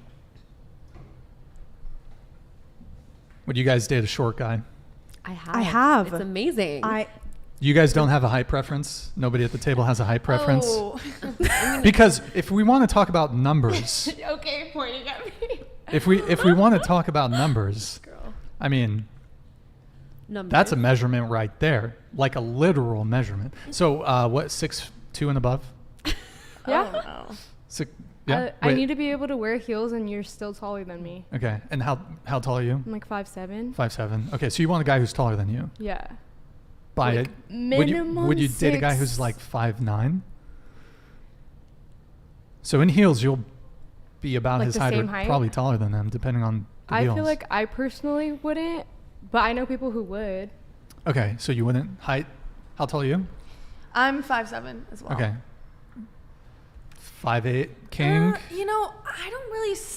Height's not a huge thing for me. I've been with someone that was 5'8", so I would like a little taller than me. Definitely not. What about shorter than you? 5'5". 5'5" king. Manlets in the chat, cameras. rise up. Got the cameras. I don't know. I don't know. Okay, fair enough. Samantha? Yeah, so You guys talk about height. I'm 5'2", so I think the shortest I've dated was 5'8", But to me, I mean, he was still taller than me. Would I say he was as tall as I would have liked? No, but he was taller than me, and I didn't really care. So I guess hopefully that answers the question. But I dated a 5'6" king, and it was amazing. And I've also been with so many men and women that both shorter than me and taller than me that I feel like less attached to the height, possibly from being with women as well, and just like feeling into the gender spectrum. But you mean, I'm also tall, and it is nice to feel like held by someone who's taller. So I'm open. Word. Okay, next chat. Yeah. Okay. Robert Lewandowski's wife says, Robert, what the F are you doing in California with these 304s? Hey, hold on, be nice. Okay, so I guess... what is this? What does What 304 does that mean? I think that's like the calculator for hose. Be nice, Robert Lewandowski's wife. you knew it was a calculator for a hose. Well, I'm familiar with the term 304. Yeah, apparently people think I look like Robert Lewandowski. Oh my gosh, I know who that is. Who is that? I know that name. He's a soccer player. Okay. Very think it's famous, that guy. very successful. Yeah, Hold on, I think I yes. got something here. I got something here for you, Robert Lewandowski's wife. I'm confused. Let's see. Lewandowski goes for the goal. He just can't do it. Okay, or maybe this one. And it's in the back of the net from Robert Lewandowski, because that is what Robert Lewandowski does for a living. Thank you for the comment, man. Appreciate it. I think she wants you. I think that's why she's Maybe calling us. could be. Console Logger, thank you for the $2 super chat. Appreciate the support. Thank you, man. She's lying. I'm sleeping with her at the moment. You probably sent that 40 minutes ago. So I'm not sure what the context of that is. I think, was it directed at... For our Me? celibate queen, when you were talking about... Or Samantha. It might have been But I'm not directed at celibate right now. Samantha. Oh, right, when I was like, I'm kind of single. Yeah, I'm sleeping with you for sure. Console logger. Okay. Oh. Oh. Samantha. He came back. He literally had to go Samantha back. is fire. Not gonna lie. Okay. Speak your truth. Stephen Krug. What's up, Stephen? Good to see you again, man. Thank you for the $5 super chat. Much appreciated. Thank you for the support. When hierarchies were brought up, Anna seems very accurate, contrary to first impression. Really recommend The Elephant in the Brain by Robin Hanson. right, Thank you for the Steven. book recommendation, Stephen. And then he comes back. Stephen Krug with the $2 super chat. All humans, men and women, are dominant by nature. All humans are dominant by nature. I'm not, Stephen, I don't know if I necessarily understand or agree with that, but are dominant by nature. Well, maybe we can say, is one gender more dominant? Like, When I was talking about Are the you domination thing, are we talking like That we all have. personality? yeah, does he mean sexually? Are we talking like We're all dom dominant sub? sexually? Like yeah, is that what dominant he's sub? getting at? I don't know. Because I think, broadly speaking, I'd say, sexually speaking, most women take the submissive role. I don't know about that. You, I would not say most. At least in the so you think circles I'm most? Then you. When I say most, I'm saying maybe like in. Mainstream. 51% and up. Okay. Fair. I think it's changing. I think a lot of women are having to find themselves to be a bit more maybe assertive in certain situations, because we have a lot of guys just playing video games and anyways, that's a whole nother topic. Okay, I think that's it for the super chats. Thank you, Stephen Krug, with the $2 super chat. Much appreciated. So let's bring it back to wherever we were. We're talking about dating, right? Does dating suck? So I guess, let me frame this in another way. Or no, okay. We were talking about getting flown out at one point. Did we go Yeah, we're around the talking table on about all that? that. I think We you stopped, yeah. So, okay, have you ever been flown out or offered for, has a guy ever maybe in your DMs, dating app? No. Maybe I just don't talk to guys like across the country though. Okay. What about you?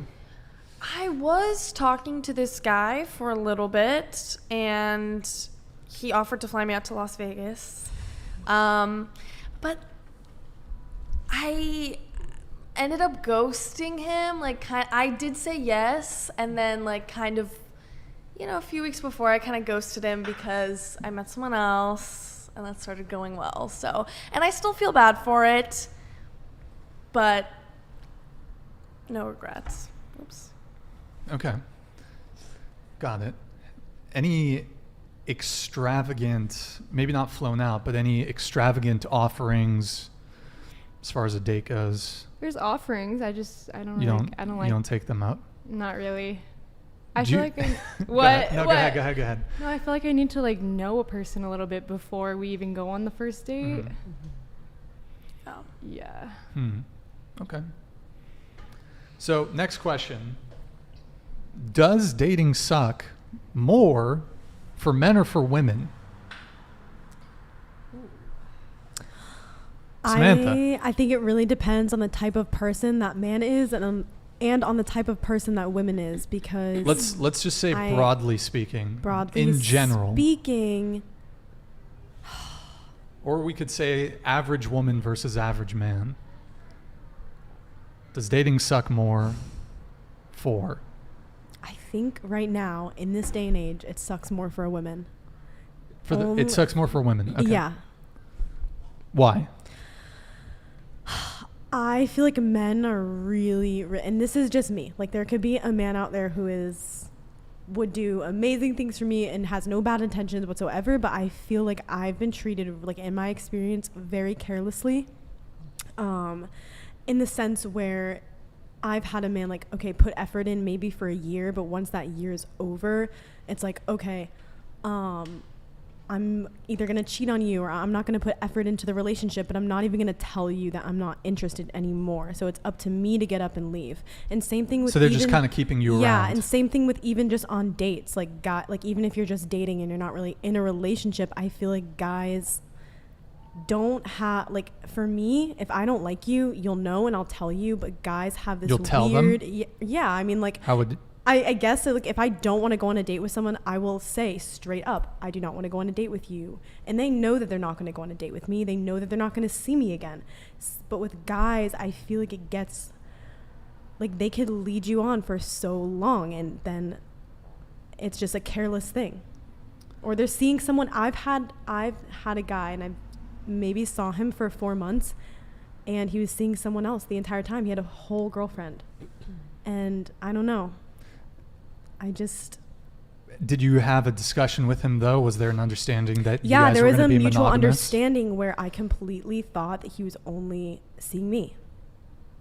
So, and I Damn, think also rip. like the dating apps, social media, it all plays a role in it. They think Yeah. that they have so many people at their disposal at all times and they forget.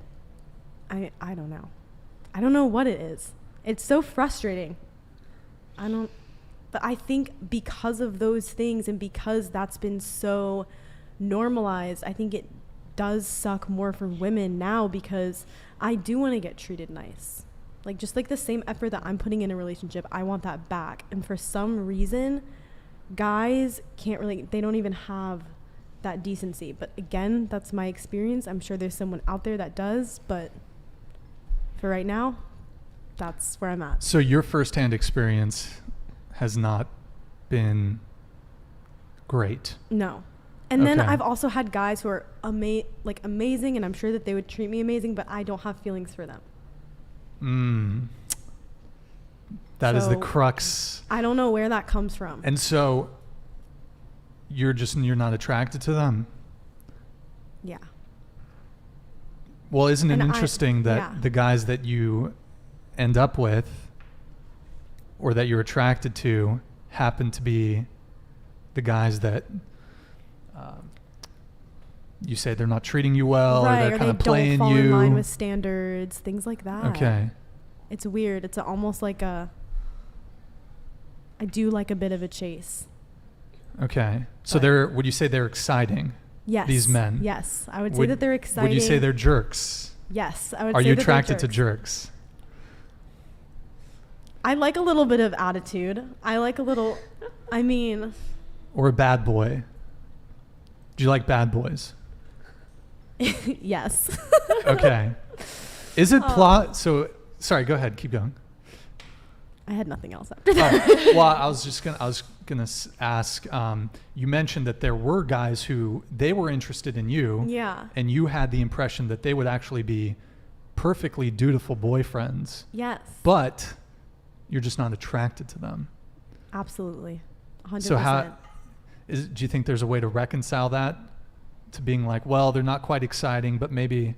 Yes. Do you- And I've heard like the term like you don't always end up with your soulmate. But I mean, like I there's I not don't really soulmates. I'm not soulmate, but I guess okay, yeah, I don't agree with the idea of a soulmate either, but I guess it was the idea like, okay, if you're going to be with someone in a very long-term thing like such as a marriage, like be with someone that you know for the long term is going to be good for you versus that excitement at the beginning. But I don't know if I agree. I don't know. So let me ask you a question.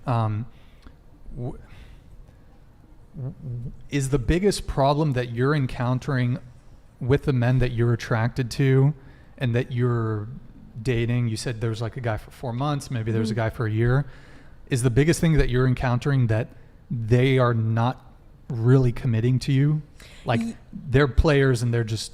Yes, they are There's players, other women in the picture. But also, too, what you said, playing the game is a big thing because when I don't play the game, I notice that I get played. But when I do play the game, I notice that I almost can kind of curate a relationship with a man if I play it the right way. And it's such a funny thing. What does that mean when you play like the if game? I When play you're hard playing to the game, get, what does that like, mean? let's say they text me, like, I'm not going to respond right away. I'm going to make them think that I have better things. I mean, obviously I do have better things to do than respond to them, but I'm going to make them think that I could care less whether I see them again or whether things like that. It's like I need them to know that I don't need them more than they need me. And that's a part of the game a little bit because guys, when they feel, I don't know, I actually can't speak on that. When they feel what? No, go ahead. I feel like when they feel like, oh, woman is, oh my God, she's investing all this time in me. She's expecting these things from me. They get really intimidated and they start to sort of run away from you and they feel insecure. So now they're talking to other women and they're doing anything they can to run away from either having feelings for you if they do or having the responsibility of letting you down. So. So well said. So do you think... And never mind. Go ahead. So well said. You put that into words so beautifully. And yes, energies that I've felt so deeply as well. But to answer this question, well, I feel like we're assuming heteronormativity. So just to presence that when the question is dating suck more for men Yeah, and let's, women. I mean, yeah, we can keep it just within the confines of straight. I kind of have two answers to this because I feel like I love being a woman and I love, being a woman who's dating and single and like just in my sensual expression. And I feel that even with the unsafety of women in some situations and just the misogyny, etc., I feel that there's this like pulse of the goddess that men feel. What? The goddess? The goddess. Who is... The goddess. Eris? Is that Eris? Eros? When I say the goddess, it's like this energy that's within all of us for sure, but it's this like feminine radiance that men or anyone can feel, and It's there's this like... It's an aura? It's an aura. It's like, okay, like the concept, if we're gonna like break it down a bit, it's like how women can get in free at many clubs and men can't, kind of thing. That's an aura thing? I thought that was just a hot chick thing. Exactly, hot chick thing. Okay, so we're talking like goddesses, right? Okay, so is goddess like a physical, like they're just... Like we're all goddesses here. Myself included? If you want Am to I be a goddess? you can be. Fuck yeah. What about Kiki? Definitely a goddess. Over here. Full She's a goddess. codes, yes. Yeah, she's a babe. She's a bit shy, but she's a goddess. So, okay, so in my subjective answer, two answers, that in the mainstream communities, I feel like dating sucks a bit more for men. And there's like there's pressure and like there's, how do I, what do I do? And I have to, and the responsibility, and do I pay, and do I have to have the master plan, all this stuff. But in the spiritual circles that I'm in, I feel like, as I was saying at the beginning, there's this like limited amount of conscious men. And so it sucks more for women who are looking for men. But like for myself, who's into men and women, it's awesome. But as I am calling right now my life partner into my field, who I do want to be a man, I feel this thing of like, there are so many conscious women out there. And all these men who are like taken by the conscious women, but there are a finite amount of conscious men. And there are so many more that are like waking up and growing and yeah, so that question has like a few different answers based on the circles that you're in. Okay. Good answer. Good answer. Thank you. I kind of also don't have a direct answer. Like I could see both sides. For women, if they really wanted to like just go on a date with a random guy, like they could easily on any dating app. Mm-hmm.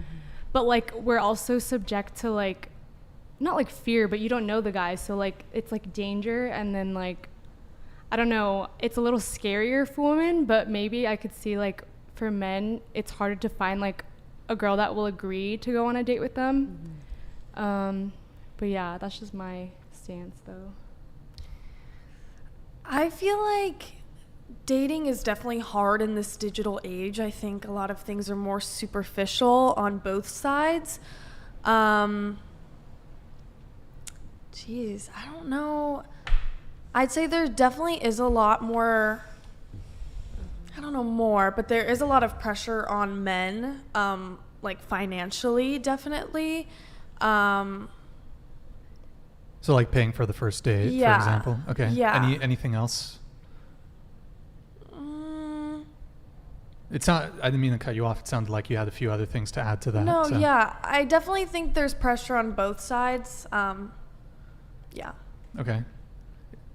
Any other examples you can think of? Ladies? Of how there's more pressure for men? Yeah. I mean, sexually, I feel like. Yeah. But I don't know. Go into that a bit. Okay, well, I mean, just as I said that, I was like, is there? But I mean, like, if I'm with a man, like, he needs to go down on me before He needs. He needs to. He He needs. needs to. He Must. needs to, like, fully, like, worship me as a goddess, taste my yoni before entering Your, me. huh? My yoni, Your what? My yoni. Yoni? Yoni. Is that yes. like It's a Sanskrit word for vagina. your yoni? Okay. Yes, my yoni. Sanskrit. Sanskrit word. And it's, yeah, it means. What like is Sanskrit source for or peen? Abode. You know, I don't know. You don't? I don't Okay. speak You Sanskrit, don't- unfortunately. I only know Okay. certain words. Got it. But it means Wait, source yoni. or abode. Source Okay. of all of life, because we all came through the yoni. to enter We this all world. came through the yoni. Unless we had a C-section. and Yoni, came yoni, out of the yoni. womb. So the guy has to go down on you. Must. Must the first time, like in a sexual experience. The first time he has to go down on you. Yes. And I've been with men who Do you reciprocate? often. Yeah. Often. Yeah, the lingam is powerful, and like I enjoy worshiping the lingam, Okay. and I do feel like The in the lingam. Ma'am, this is an English speaking I am podcast. using these words to reclaim the power. Wait, the in lingam? The lingam, yes, penis. Dick. That's the penis? Yes, that's the penis. We have yoni and lingam. To Okay. make them sacred, because the lingam holds the seed of life, and the yoni holds the blood of life, the womb space, and so that's how we're all here, and to just like bring some sacredness to the realms of sexuality. So So the guy's got to go down on you. Yes. Must. Okay. Not every time forward, but I just need to know, like, hey, you're worshiping me as a goddess, and like you see me before you're trying to enter me without like looking and really like honoring this portal. Rather than just like, oh, this feels good, there's a hole, let me just like go inside of you. What if Let's a honor it. guy is like, hey, maybe next time? Is it just it's not going to happen? Give a little more context. Like, where are we in the interaction? First when he says that? time being intimate together. Uh-huh. And he's like, listen, rather wait until we're in. Either I'll give two scenarios. Either he just says point blank, I don't like doing that, I don't want to do that. Or he says, I'll do that, but I want to be in a relationship with you first. Like more serious before I do that. Well, what would he do otherwise? Like, we're just going to kiss and do nothing else? There's hands, Right. toys. You could throw in some toys in there. Is the Oh. yoni against the toy? Like, can you use toys with the yoni? Nothing can enter. You can, absolutely. Like crystal wands, jade eggs, like anything, dildos, whatever. Vibrator? Crystal wands, yeah, vibrator. Okay. Crystal wands are my favorite because you like feel that energy deeply. But if he was like, I'm not into that, then that would be a total red flag. Because I'm like, if you're not into worshiping, red flag if he won't go down on you. If he's Okay. like, I'm not into going down on you, I'm like, this is like the Just portal of life. This is the portal of life. So it's important to me that you are willing to worship this part of me. Okay. So red flag. Red flag. If he's like, I Red want to flag wait or a just little bit. like a preference thing? for me, I'm not saying for others. This is like for my preferences. But I it's a feel like red flag sort of, red flag is like, this would be an indicator that there's something else wrong with them. Whereas to me, that'd more so be like a lack of matching on a preference. I don't know. Well, I don't know. It depends how you define what a red flag is. I wouldn't, if a girl is like, hey, I don't really like doing that. It wouldn't be a red flag where I'm like, okay, there's something else wrong with her, because you can look at a red flag like in a behavior and be like, okay, they did this. That's a bad look for down the line. But anyways, I'm kind of derailing here. No, this is a good point. I do, but okay. But I totally respect, that's totally your preference. Well, and on that note too, it's like if a girl said, I don't want to go down on a man, I don't think that's a red flag because and the reason for that double standard, is because, hello? yes. And if I think of how many men in high school that I just went down on and they never like got anywhere near my yoni unless they were going to like go inside of me. Did you refer to a yoni when you were in high school? I did not. This is know a what new a yoni thing. was. Okay. So it's like a revenge thing? No, it's not like a revenge they didn't thing. go down It's on me honoring, back then. It's like we already covered this earlier in the topic of like the double standards that have happened. So maybe there's sexual trauma that would prevent a woman from going down on a man to like enjoy that and feel like she's in the worship of it, right? So you're saying there was like a past history where the man was not reciprocating, thus in her future relationships, it's not. It might bring up trauma for a woman to be going down on a man because it could bring up trauma from a time when she felt like she had to. Should that man accept that? I think that it depends on if they want to be in a deep relationship together. If they do, then yes, they get to work with that and it can shift. And because all my work is about sexual healing. So this is it can all shift, right? But I'm just trying to understand the whole red flag. Okay, if the guy doesn't want to go down on the girl, not a red flag.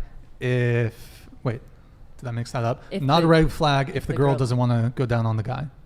So the Explain reason that to me. that I use this term red flag, if a guy doesn't want to go down on a girl, it's not like red flag, he's canceled. It's like in my realm, I want to be met by someone who's like ready to fully meet me there. Sure. And the reason that I say it's a red flag, if he's like, I'm just not into that ever, then I would get curious about what in this person's reality is making them afraid to like really surrender to the goddess.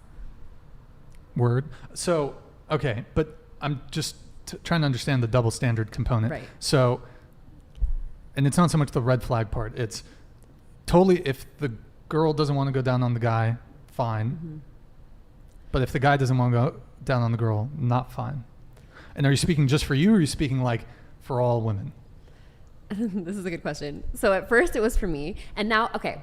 So ultimately, the double standards do get to die, right? Like, and preferences get to exist. Maybe there's a man and woman, neither of them want to be going down on, right? Sure. So we all get to like have our sexual preferences. It's not about like, this is what sex should be. No, it's like we get to explore that and find our matches with others. So that's why I was like, for me, it's a red flag. But the double standard, the reason that I feel that, it's like, as we're coming out of this space of like inequality, between men and women, there's also a big orgasm gap, and men often just, not all men, but often just like coming really quickly, and women not. And of course that can be totally flipped, so not making blatant statements, but there is this orgasm gap, and it's important that also gets to be acknowledged and healed. And so there's a book called She Comes First that I would highly recommend for any heterosexual man to read. It's great, and it talks about the pleasures of giving cunnilingus and really having that as a way to like soften, open, relax before penetration happens. Just to bounce off of that, like especially when you mentioned high school, like high school sexual relations, like I knew boys that didn't even know girls could finish. Like it's so foreign to them when they're exploring their sexuality. Like it's very centered around the male experience. And I remember, when you're hooking up with a guy, in high school, you're pretty new to things. Like you're like, okay, I have to give him oral sex, but you never expect it back. Like at least in my experience and in my friends' experiences. And a lot of the times I would hear, like from guys, like, a girl has to go down on me, but I'm not doing that. Like that's gross. And that that's a popular sentiment for sure. Like, I can't speak for everyone, but it's something I've heard so many times from so many different people. And that's definitely affected the female sexual experience. Like, I know that women, by the time it comes, when a man goes down on her, they feel uncomfortable or gross or like icky or self-conscious. And that's a very common thing that, you know, I feel like generally males don't share. Yeah. It's such Samantha, a hard come on thing. in on this one. It's such a hard thing because I feel the same way. I didn't even realize. I was like, oh, it'll never happen to me. Okay, well, like me and like a whole group of girls were talking, and they were like, okay, you need to do this, and I did that. And Wait, what will never happen to you? I completely thought I was not capable of having an orgasm. Oh, of coming, completely. okay. And Yeah, that was a lot maybe of I was women. like, how old? I was like 19. I was like, yeah, I was 19, and then I was able to do it to myself. But even when a guy would try, it was like you're saying, it was so uncomfortable. There was no way I could relax enough for that to even happen. And I still, like, that's still a struggle today. Okay, there's a lot of guys who just don't know what they're doing, but then there's also a lot of guys who won't even take the time with you. Yeah. And then there's a lot of guys, and when they don't take the time with me, there's no way I'm gonna relax. There's absolutely no way. So it just can't happen. And then that is frustrating for me because we're not even, we're both having fun, but you experience something completely different. Yeah, and it So, kind of just feels like it you're feels- a body. Yes, like you're not it feels a person. really Not connected. frustrating afterwards. And Yeah. it's, And relaxation is the first step to orgasm, my experience. Safety and relaxation, that's what leads us there. Do you want to come in on this? Yeah, sure. I also think like I get the awkwardness. Like I haven't had sex like that many times. I only have 2 bodies, but I feel like Were they boyfriends? Like No. long term? No. Just one night? Not one night, But but like casual, maybe a kind couple of. weeks or Yeah. 2 okay, wow. Why are you surprised? No, just congrats. Okay, Okay, thanks. keep going. But yeah, I feel like a lot of guys, like once they're done, they don't really care about you, if that makes sense. Yeah. Oh, like once the guys come, it's Once just, he's done, like he's just like, okay, here's the towel. yeah. You know? Well, Yeah. I mean, to come to men's defense, Okay. when we orgasm as men, it's a wrap. Like we cannot physically But continue. there's other That is- ways. No, we can't. You know, Not- there's That's not there's hands. true. Fully. 99. When you run your sexuality and have full body orgasms. Listen, with the men, heart it's possible. chakras. It's If you're possible. doing the Doing meditation, tantra. you can bust 3 nuts in a row. I don't Exactly. know. But 99% of men, they come like there's a refractory period. At least like they're out of the game for 30 minutes at least. So Yeah, That's I why understand. in men's defense, but I agree with her. She has to come first. If I'm with a girl, she's coming first at least a couple times if I can do it. But So then it becomes a goal. It's so nuanced because it's like, if I can do it at least a couple times, like a baseball game, you know. no, So it's I mean nuanced. I didn't mean but like. I'm not thinking of it you in know. that terms, but like And then that can put I pressure do, on her. like- So it's like it's tender. okay. Let's go Yeah. back to the. So I do want to go around the table on this. We'll start over here. Deal breaker if a guy doesn't want to go down on you. Well, are they not going down on me because they're not comfortable with me yet, or they think that it's gross?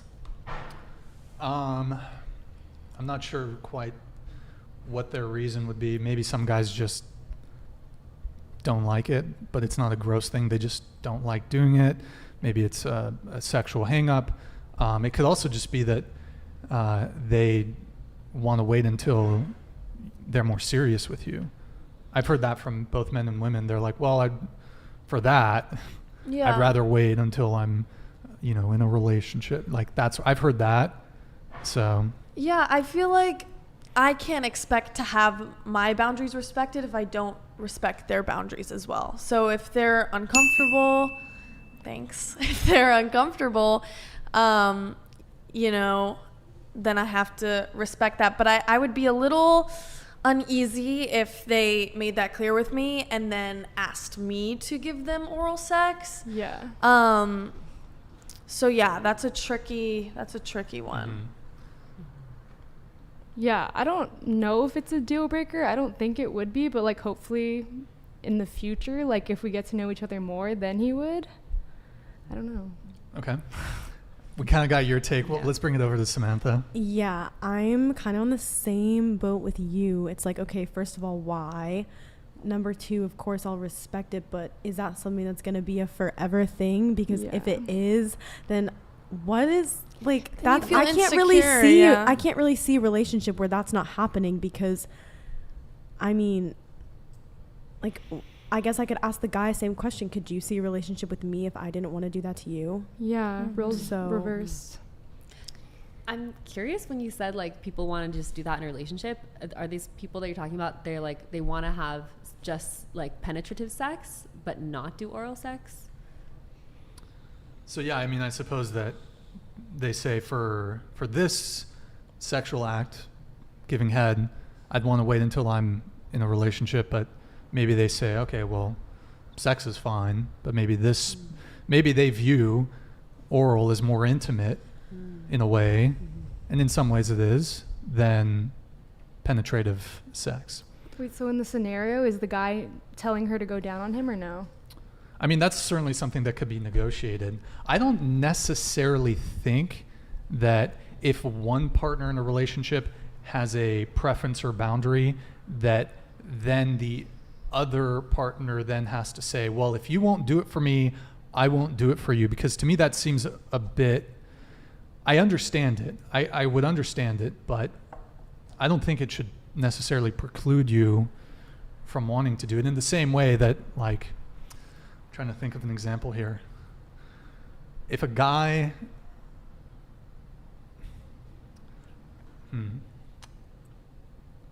let me ask, who here would be not interested in having anal sex?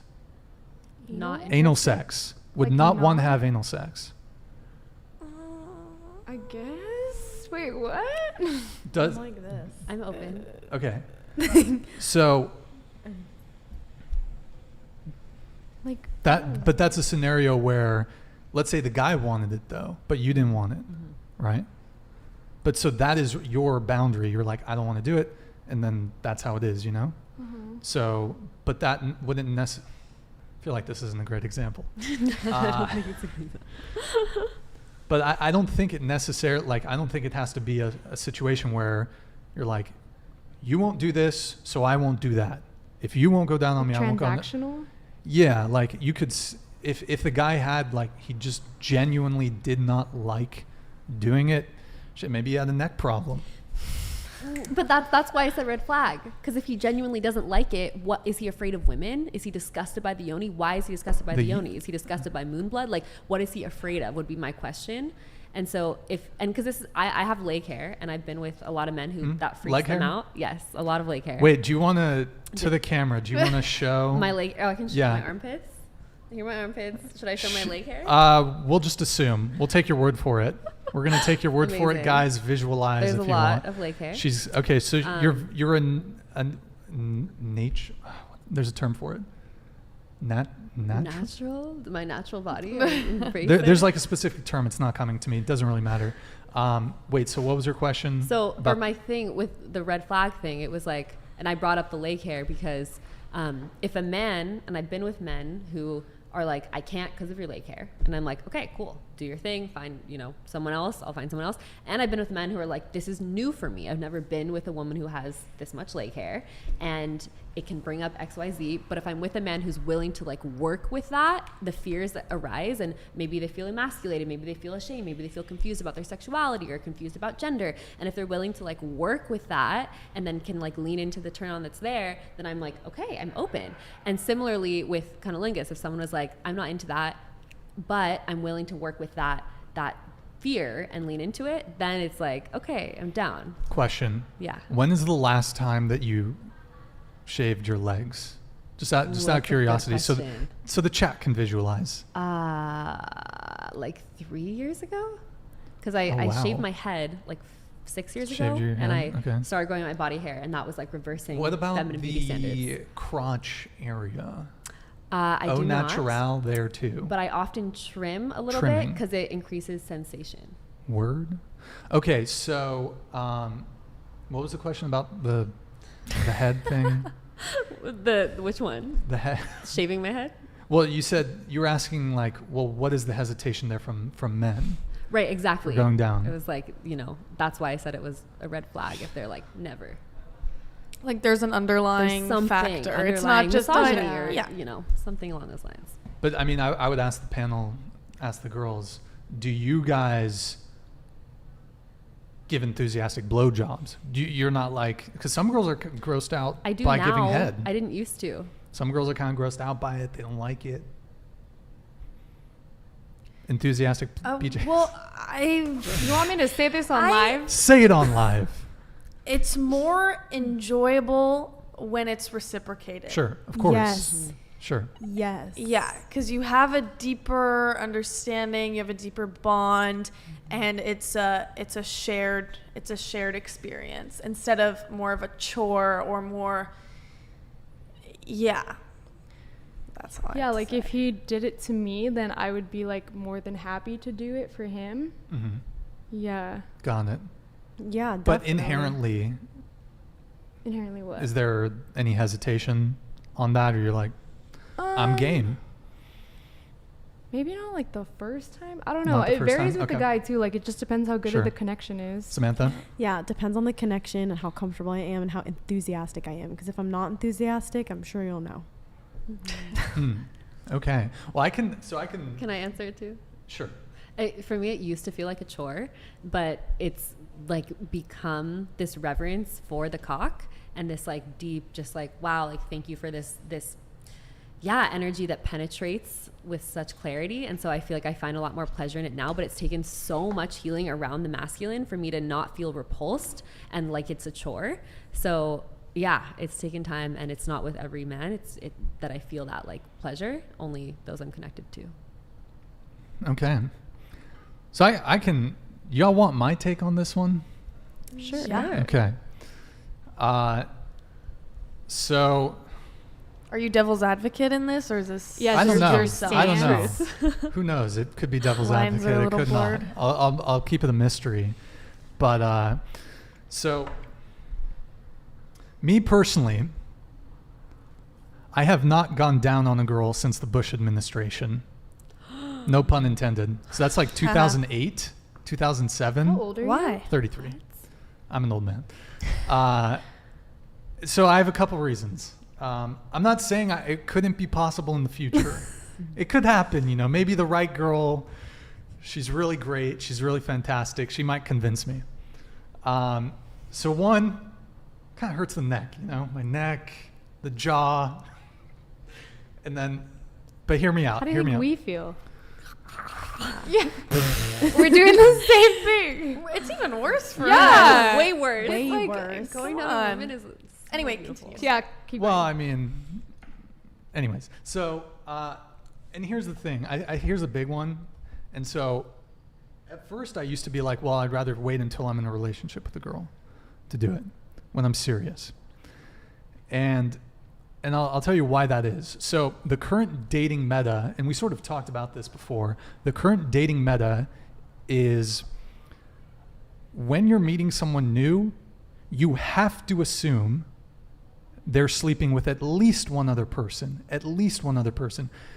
I mean, you can ask, but if you're just meeting this person, there's not a guarantee that they're even going to be honest, even if you ask them. So you have to assume they're sleeping with someone else. Me personally, the thought of, okay, if I'm going down on a girl and a guy fucked her last night, I have an issue with that. And women can feel the same way. Oh, you just fucked a girl yesterday. I don't want to go down on you. Totally understand that. I totally understand that. If a girl felt that way, fine. But so for me, the dating meta, as it is, people have so many options. People are dating a ton of people. Like, you've got to assume they're fucking somebody else. You have to assume that going in. And you can't assume that they'd be honest with you. Oh, no, it's been 4 months since I've had sex. You cannot, people lie. And Yeah, so that's a big reason. So you would have a problem going down on a woman if she fucked a man yesterday, but not putting your lingam inside her yoni. Penis, vagina, sorry. Clarification. Well, I would still probably have an issue if she had having sex with her, if she fucked a guy the day before. Now, granted, of course, like, if we're not in a relationship, I mean, to me, at the end of the day, it's still gross. It's like I would be disgusted by the thought of that. But I'm a monogamous person. So the thought that I'm sleeping with somebody and they just fucked somebody 7 hours ago, to me is off-putting. And I certainly don't think that's unreasonable. I certainly wouldn't find it unreasonable if a woman was like, "Oh, okay, like you just fucked another girl yesterday. Okay, I don't know." I do think it's a bit different between men and women, but yeah. But on that, the nuance of like going down on her Sure. versus being inside of her. I mean, well, one, if you're having sex, condoms, I mean, that's would diminish it a little bit, but There's dental dams. Dental dams exist. I haven't tried those. You might be able to convince me, but that's not. Yeah, I don't know. no, To me, it's not, like they're in the not same fun. way. It's like sex without a condom is better. I would imagine for a woman, it's probably going to be much more of a turn on if there's not this piece of plastic that's just fucking like saran wrap over the clit, you know. So, I mean, that might actually be a scenario where I'd be more open to it. Bust out a dent. In fact, do I have one here? Hold They on. make Let me flavored see what I ones. Dental dam. You know what? I don't have a dental dam, but I do have a female condom. Get the zoom in on Oh that. my god! Eric. Whoa. Thank God. Zoom in. That is a female condom. Let me ask you guys a question. Let's say you're hooking up with a guy first time, and you're like, Chad. Chad, never Chad. Whatever. No I don't Chad. know what his name is. Let's say. We'll go with Chad. Just Bart- continue. No name. Bartholomew. Much better. Do you have a condom? And he's like, I do. And he hands you this. Let's look at it. How do you react? Feels. Feel the diameter. It's huge. It's huge. Female condom, ladies. You use it. That goes inside you. Oh, I get it. But I've used a sponge before. Is it like a disposable diaphragm kind of thing? It's basically like it's the same thing as a condom, but bigger, I guess. And it goes over your cervix. I feel like No, that no, it wouldn't goes- be pleasurable for men. It goes in the vagina. Feel immediately Interesting. no. I feel like Immediately no. He pulls it out. You don't. No, go. Immediately no. He's like, No. put it on. That's like a contraption. It's It's a literal it's just contraption. It's just like a condom. I feel like the whole thing would be ruined just trying to figure it out. Wouldn't this not feel pleasurable either? Because there's still something. Yeah. I feel like because with the condom, it's take it pretty back. skin tight. yeah. For a vagina, it's Regular? not really the same case. Like I feel like that would be more crumpled in a way.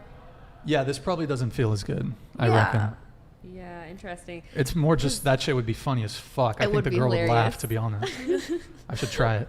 Because a sponge like covers your cervix, or a diaphragm covers your cervix, so then it's like it's very pleasurable. But that seems like it would be interesting. But yeah, I guess a dental dam could be doable. I guess maybe if she's a really good girl, then you know. Good girl. Oh. Like, well, no, not in that way. Not in that way. But if like I really liked her, you know, maybe she can convince me on Valentine's Day, maybe on her birthday, maybe. Do you think that you're good at it?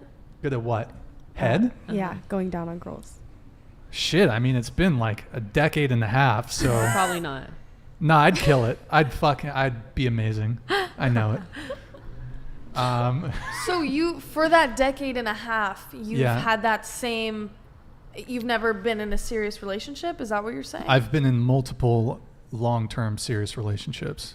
Okay. 5 year, 2 year, 9 month, Because 1 year. I feel like your main problem was, I don't know if she fucked someone yesterday. So if you're in a committed relationship. Well, that's one of the reasons. One of the reasons why, and this is one of the reasons why I'd actually recommend. I guess I'm giving advice. I'd recommend men not do it the first time you're with a girl. Like, unless you've established that you guys are monogamous, you have to assume, and girls can assume this too about men, that they're fucking somebody else. Like, I mean, you two are in Isla Vista. You know how it is. You're in LA. You know how it is. But You're that's in not LA. a problem for you everyone. know how it is. If you're open to polyamory. Well, I do think, okay, so I do think it is a bit different between men and women, but most men, like, have a very, unless they're cucks, they're going to have an issue with a woman who's like fucking a bunch of other men. I don't think that's a particularly controversial take, but if you're in the polyamory community and you're consciously communicating about all the other men that you're sleeping with and they know each other and they're brothers, that's totally different. Yeah, but I mean, that's most men, most women are total normies. They're not polyamorous. If you look, the vast majority of people, you ask most women, no, disagree. It's cool to get into those, not just the. Yeah, but it's like the exception doesn't make the rule, you know? So like, there are polyamorous men. There are men that want to be cucked and have like another guy come in and like fuck his girl. But like most men are going to have a serious issue with that.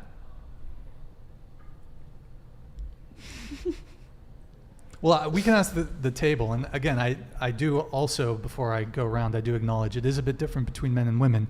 But do you have an issue with men who are promiscuous? Or would you rather date a guy who's not promiscuous, or would you rather? I'm not framing this question right. Do you have, if a guy had slept with 100 women, is that an issue for you? Well, I think there's a broader underlying message to that. Like, if you sleep with 100 women, how do you really perceive women, and how are you going to perceive me?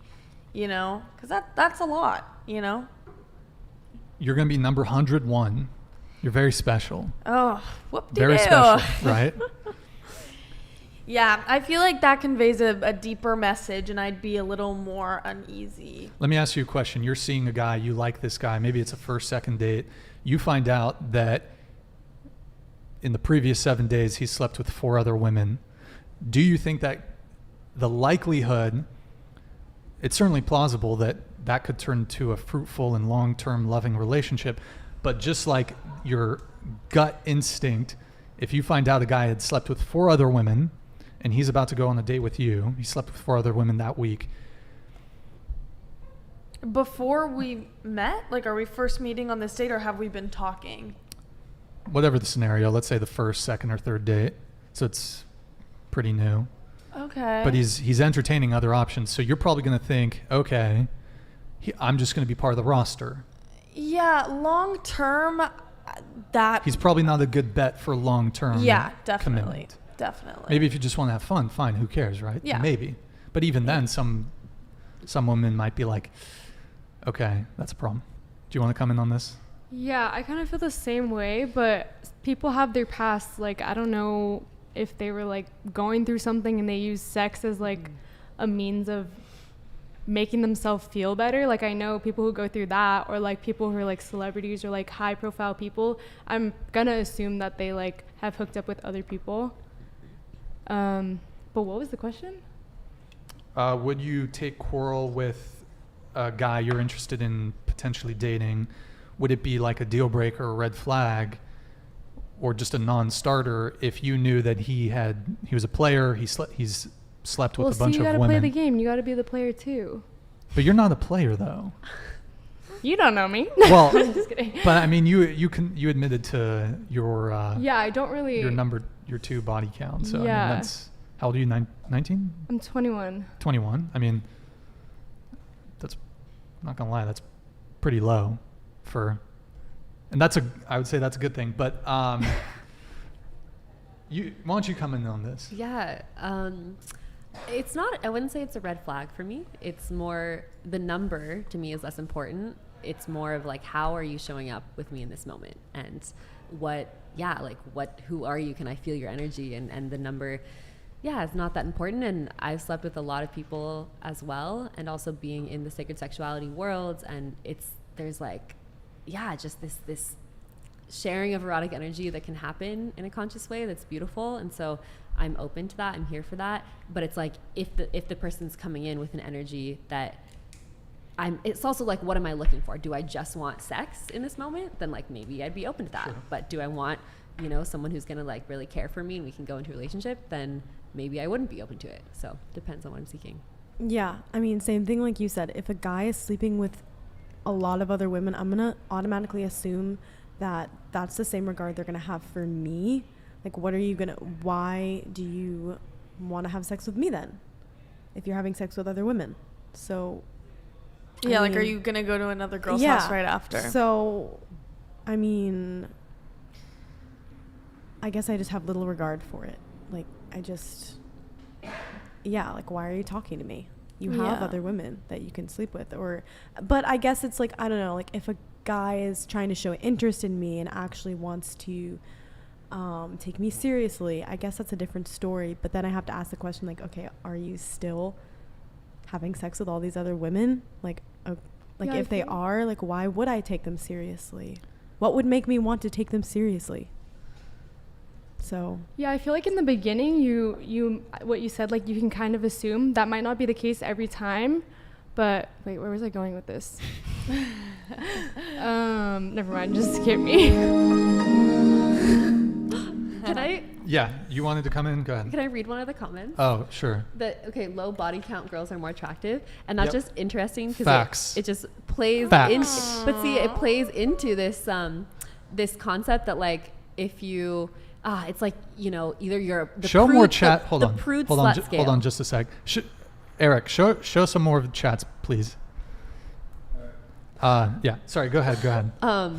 Yeah, it plays into this like the prude slut scale that like either like like, oh, you've only slept with a few people, and then it's like, okay, now I'm into that, but like it has to be the right amount of people. It can't be too little, because then it's like, oh, like you're a prude and you haven't slept with many people. But if it's too many. Wait, do you mean in heterosexual like dynamic? Yeah, I feel for like most there's men? this. No, the lower the better.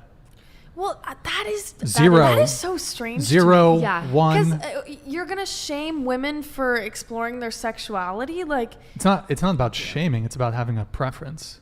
Yeah, but it's a lot like you're seeing a woman as a good, No. Exactly. Okay, well, think of it this way. Like, I feel like a lot of men, like, are kind of very into, like, the concept of, like, taking a woman's virginity. Yes. Like, oh, she's pure, she's untouched.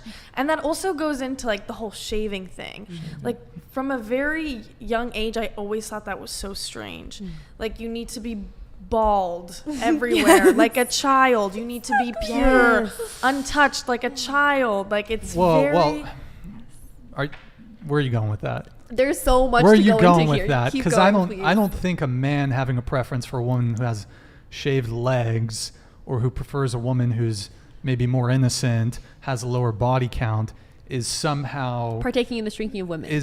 No, I don't. It's not like a child. I don't want to go there. I think that's pretty normal. Normal. What is normal though?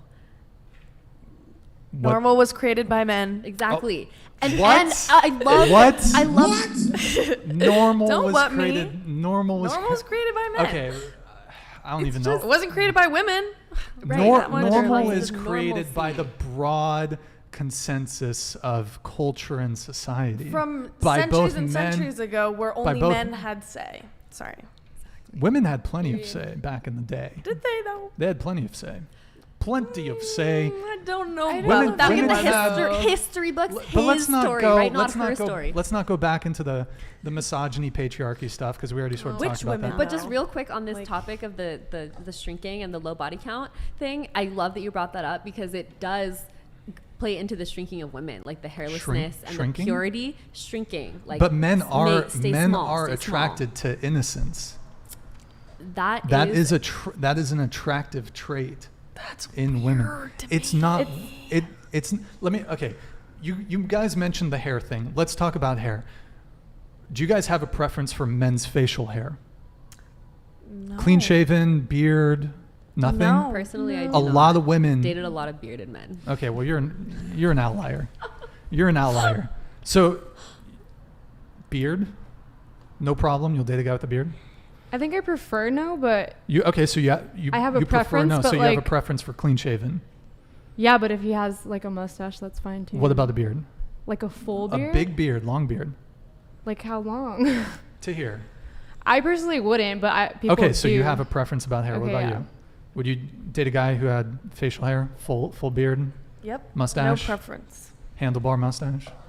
No preference. No preference at all? Okay. All right. Go ahead, Samantha. Same, no preference? Okay. And we know you. You Well, are you hair. trying to compare facial hair to leg hair. pubic hair? Well, oh, leg or hair. pubic hair thing. too. Women are free to have a preference for Men have pubic hair too. No, I know, but women are free to have a pubic hair preference. Some women don't want to jungle down there. A lot of guys trim and shave. So The beard thing, it's a fair thing to talk about, like leg hair and the bearded hair. 'cause it because a lot of women don't like don't it, like yeah. a full beard. They say, "Oh, it scratches my face," And jobs say it's unprofessional, same as leg hair, unprofessional. There's this but thing but there around are it. also some women who say, "I really like a beard. I really like a mustache." Mm-hmm. So there's that too. But I'd say overwhelmingly, I think I'm sure they've done studies on this. It's probably majority of women, so over 50%, that do prefer clean shaven. But okay, this concept of men being attracted to innocence, it's interesting because then it is that just reinforcing that double standard of like, oh, so men can have sex with a bunch of women because then they're experienced, but then the woman is innocent. And it's I mean, Well- literally women used to not be able to get married to a man, like when arranged marriages and stuff, if they weren't a virgin, right? So I'll tell you why. I'll tell you why, because there's a reason. No. No, there's a reason. Now listen, I know those days are gone.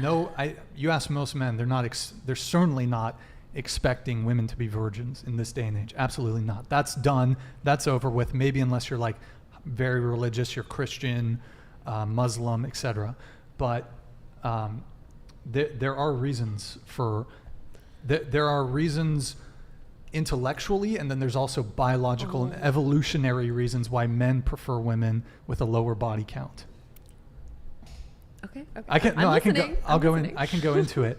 So, and would you guys agree that men and women are attracted to different things?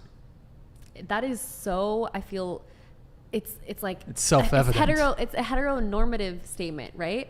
Like Well, but okay, let's speak within the confines of heteronormativity. I don't know why we would have to do that though, because like like there's such a spectrum of sexuality. It's Well, not that black and well, white. it's certainly clear that a man who's attracted to men, a gay man, what he's attracted to in a partner is certainly different than, or could be different than, what a man is attracted to in a woman.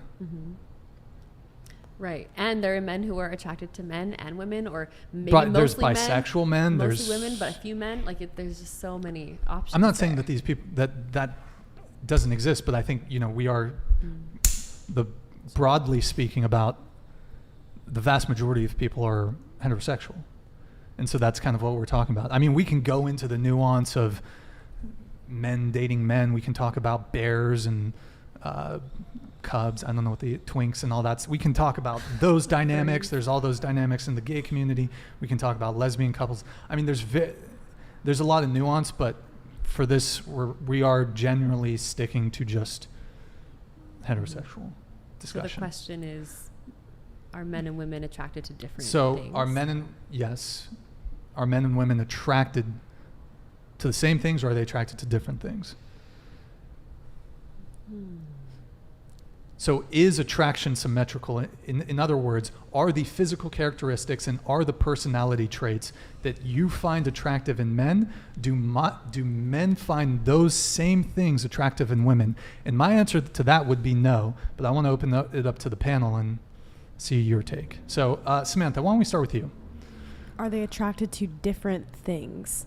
Are men and women attracted to the same things? I think everyone is attracted to different things. I think not one person could say the same thing as the next. So I can't answer the question because there's no right way to answer that. Well, everyone has their own preferences, sure. Yeah, like my preferences are 100% different than yours. But they also could vary from yours or yours. whether Right. I was interested in a man or a woman or whatever it was, my preferences would still probably differ from someone else's in some sort of way. But we can look, broadly speaking, at certain things. Like, you could say, for example, broadly speaking, women like men who are taller than them. I don't think that's a necessarily controversial Right. statement. I think if you line up, So I guess if we're saying like, okay, yeah, a guy would want maybe a girl, like most men would say they want a girl who's shorter than them, and a girl. I think would want a actually guy- most men would not care. or most men would not care, even though I don't even care about height. But if that's, I guess, what you're trying to imply, then Let me ask a different Then we- question. Would you date a guy who's smaller than you, size-wise? no, like skinnier than me, no, I don't think so. And that's just because of my preference. But there could be someone else who would say yes, and that's Sure, where. but the exception doesn't make the rule. If you ask most women are probably going to say, I want a guy who's taller than me, and I would, this is not often a common one, but I'd want a guy who is physically bigger than me.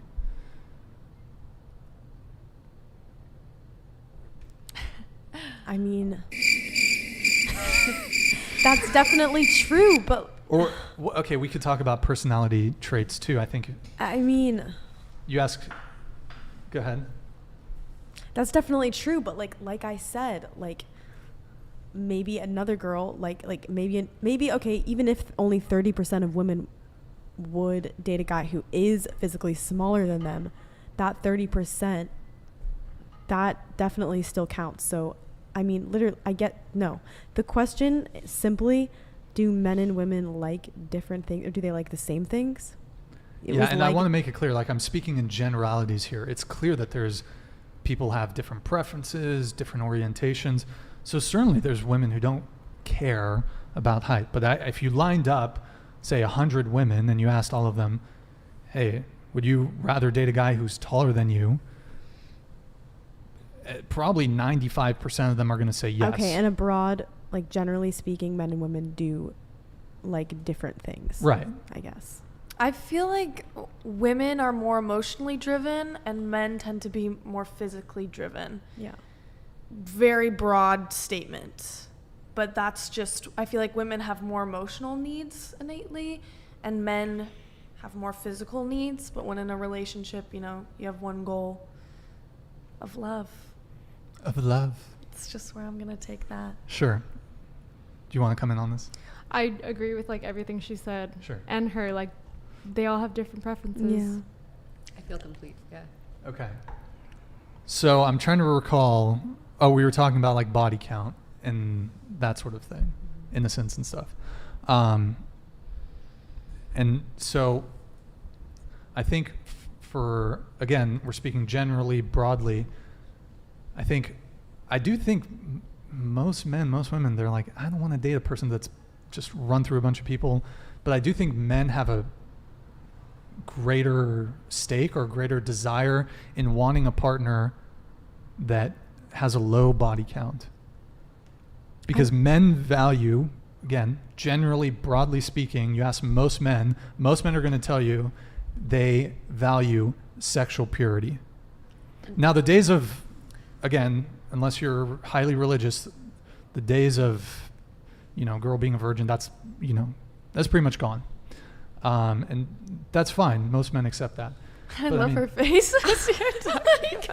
This She's like- concept of men valuing sexual purity Is like, that odd? Is that I feel like unusual? it just reinforces if we go What? back to the patriarchy, we won't go there, but I just feel that it reinforces like What this does it misogynistic concept. But that, that's not Okay, not misogynistic. misogynistic. I don't want to go to patriarchy, but it reinforces this like patriarchal dominance over women, where it's like men can go and do their thing, live their life, but like I need a pure woman that's like small, and it's this thing of like But the that's women, what men are attracted to. that is I don't know if really that's But that doesn't true. change the woman. Okay, let me ask a question. and men, it's like I don't know that that's true necessarily. That that's what men are attracted to. We can ask the chat. Chat. One in the chat, if you prefer women with a low body count? 1 in the chat. 2 in the chat. Just 1 in the chat if you'd prefer a woman with a low body count. It's going to take us a while to see it. But I mean, okay, you ask. Yeah. Look, you ask most men. No guy is going to say, gee, I really wish my girlfriend had slept with more men before she met me. Maybe. No guy. More experience. No guy. No. Like- No. No guy is going to say, I really wish he had fucked more guy. This Your is such a viewers are biased so chat. specific. And I actually haven't heard this question. I think it's been literally, I haven't even heard this concept in 10 years. 10 years. Or maybe like literally, it's been not 10 years. What- But it's wait, been a what long, concept? the concept of like a low body count. I haven't even Yeah. thought about something like that in Same. so long. And Well, I'm I can literally tell you like, why. who cares? And every guy that I've met in the past, like maybe 5 years, is literally no one's even asking me something like that because It doesn't I'm not change gonna who you share that are. with them. If they're liking Yeah. me, they're liking me for what I am right now. That has nothing to do with it. And guess what? Like I wouldn't respect them either. So Yes. it's such a weird. I mean, I'm literally like, who? Like, I don't care. I'm not asking them how many women they've slept with. So you don't care? No, it's like it's a personal thing for me and who I choose to have sex with. But that other person, like, it's actually like none So of the their past business. is the past? No, whether I've slept with 2 people, 5 people, 10 people, like that, they might not even ever even know that because a lot of like my last boyfriend, he would never ask me that in a million years. Never. It's I not never so asked much. me that. I don't think a lot of guys are going to overtly just be like, hey, how many? I mean, if we could go around the table, but most guys aren't going to overtly ask you that. But it's more so just like, say it's within a friend group, it's like reputational. Like, I don't know, guys don't want to marry the town bicycle. There, I said it. I feel like it used to be the other way around. The other way Or around. at What do you least mean? when, because I agree that I feel like we're evolving beyond this being a thing, and we're kind of like the concept of women being sexually pure based on their body count, because our sexuality is pure no matter what, no matter how many people you've slept with. There's still an energy of purity there because it's sacred, and I feel like we're evolving beyond this concept, and to just like, you know, continue it, it's perpetuating like a cycle that is unhealthy, I feel. But this concept, what was the last thing that you said? Because there was a point there. Body count. Body count. Okay, so There was something there. So I would say that first off, everyone's free to have their own preferences. Some guys might not care. That's totally fine. Some guys do care about it. And there's certainly women that they also would care. And I don't think it would be wrong for a woman to say, I don't want a guy that's a player. I don't want a guy that slept with a lot of men. I do think it's a bit different, again, because there's a few different reasons, which I'm about to go into. But I can tell you a little bit as to why men do value sexual purity. So there's... Oh, it's okay. By the way, Samantha, we're just having a debate. Yeah. It's totally okay if you disagree. I don't feel any I guess I just don't care to know. I I guess. second that. I don't know. I just don't care to know. Like, I really don't. Sure. You So know? I'll try to just explain the guys, like how a lot of guys feel on this. And so there's a few things. So there's 2 biological evolutionary, well, okay, that's for a different thing. There's one. So it's an innate instinctual thing for men. And that's because as a woman, if you get pregnant, you know for a fact that child is yours. But for men, if a woman has slept with other men, you cannot guarantee paternity. If she's promiscuous, you cannot guarantee paternity.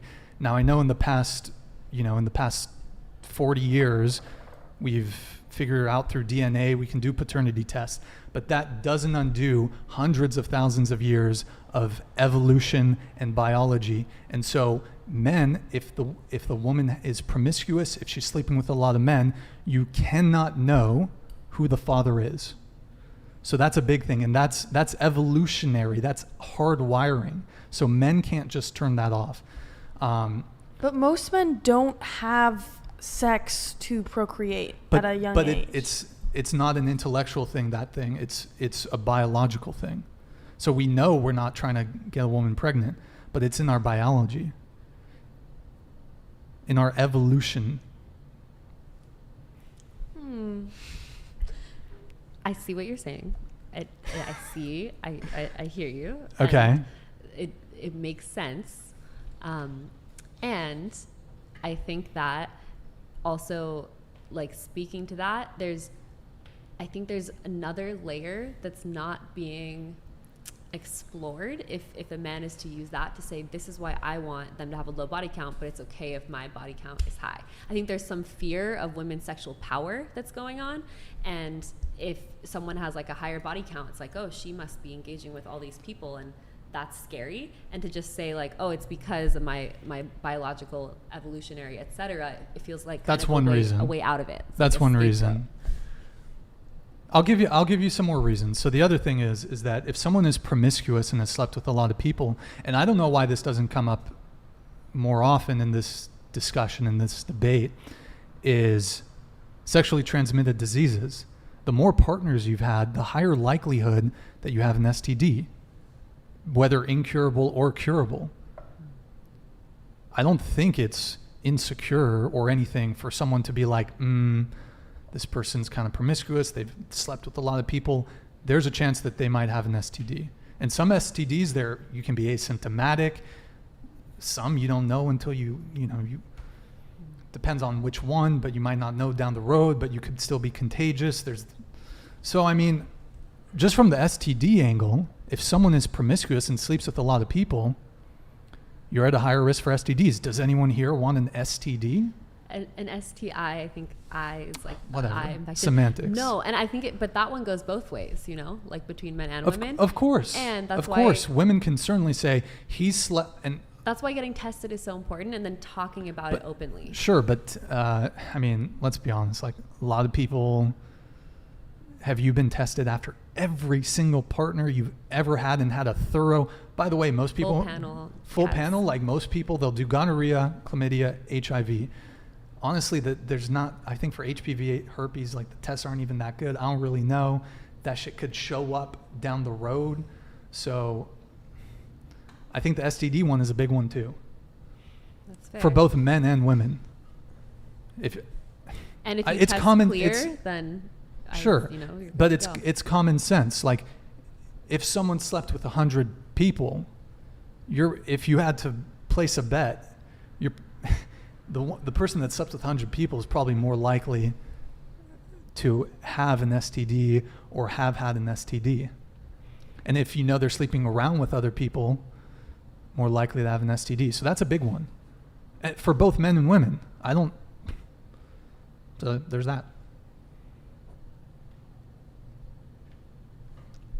It's valid for both men and women. Yeah.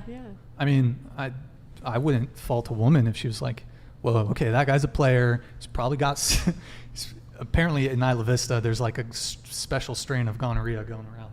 Oh, God. That's to this specific region. So, yeah, well, okay, so I guess I'll ask this question. Should body count matter? Samantha? No. No. Nope. Okay, so it shouldn't matter. So whether you're a girl or a guy, that isn't a reasonable parameter for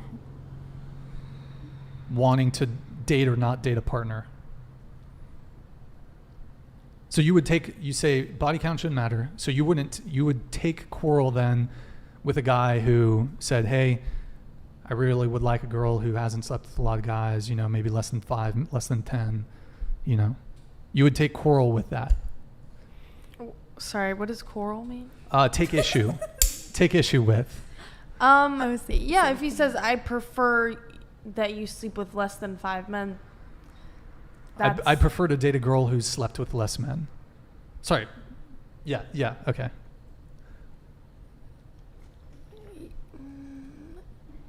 I mean, I would have to understand their reasoning for that. If it's STDs, then I'd be like, okay, cool, let's both get tested and then continue on. Like, there's a solution to that, It's about communication, Okay.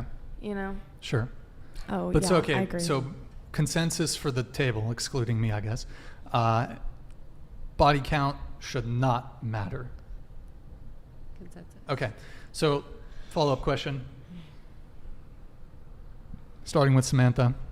By the way, do you prefer Sammy or Samantha? Literally, I get both. So whichever. Sammy? Okay, Yeah. Sammy. What's your body count? No comment. Well, hold on. I don't know hold who's on. watching this. Hold on. But wait, I thought we just said that body count doesn't But we don't want matter. our mommies to know. I know. Mom. Sammy's mom, No. Gertrude, turn off the stream. No, anyone that.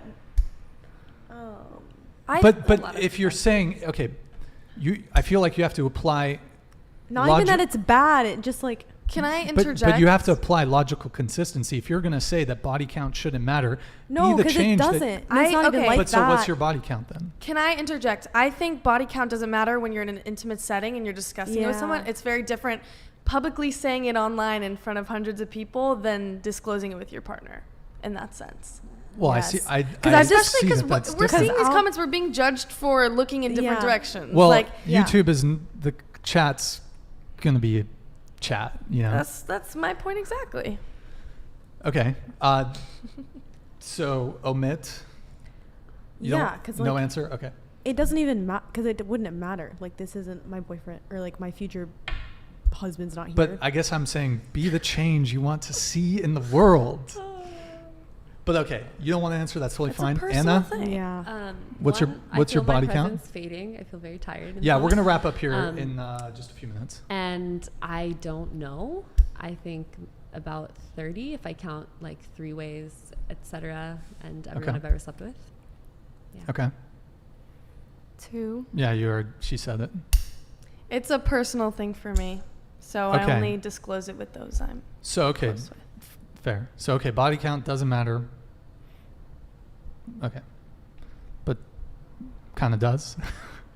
Maybe a little bit. Okay, so it's under 10. It doesn't even like. How about that? But even then, even me saying it's under 10, why do I need to say that? You know, even well, if, it's like, within the context of the conversation. what I get it, but like.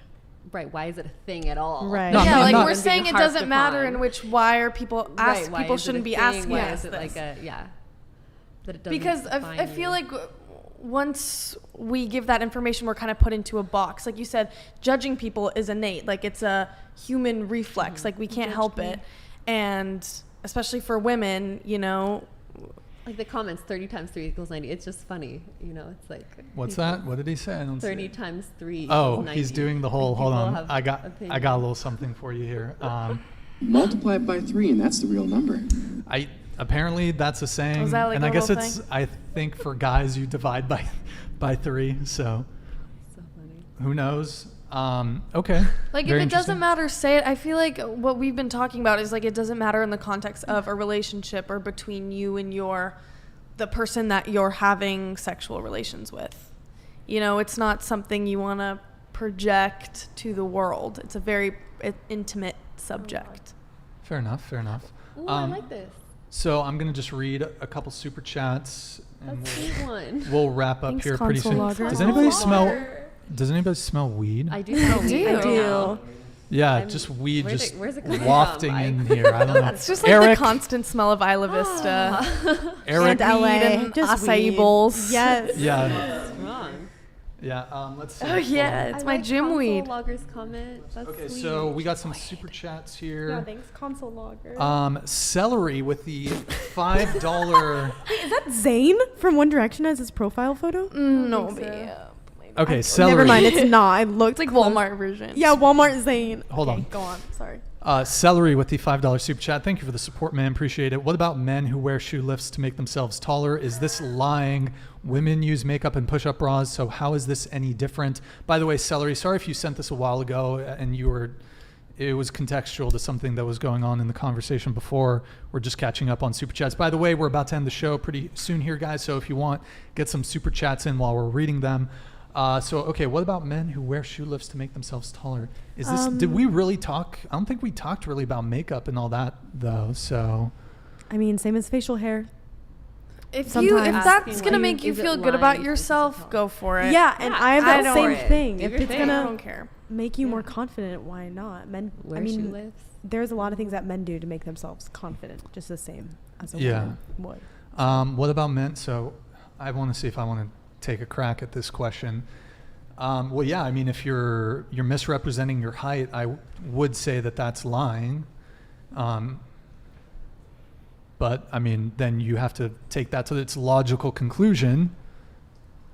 If that's lying, then I suppose makeup and push-up bras and what are those booty short things with the pads? I suppose that's lying too. So Is it lying though if you said this is my normal height and then you wear shoe lifts? like, oh, they're up front. They're just like, If hey, you're like, fine. oh, are you actually? I'm 5'5", but I'm actually, these lifts make me 5'9". As long as they disclose beforehand. No, like you don't. I'm just saying, like if they just wear them, they're Right. not saying. They're not saying This is anything. my height. Yeah. That's like with girls. Like if I put mascara and contour, I'm like, yeah, these are my natural lashes, and they're Right. not. That's Right. lying. But if I'm just wearing makeup, I'm just wearing makeup. Yeah. That's all it But is. it's obvious. Wait, but okay. Yeah. I mean, let's say a guy was wearing a hat. Okay. Never took that hat off. But he takes the hat off and he's bald. It's kind of an omission, Or the same thing with height. You're like, oh, you were taller, but you were just capping. Like, I would start to get curious about the hat if he never took it off. you would know. I would You would know. know, guys. That's a common hide.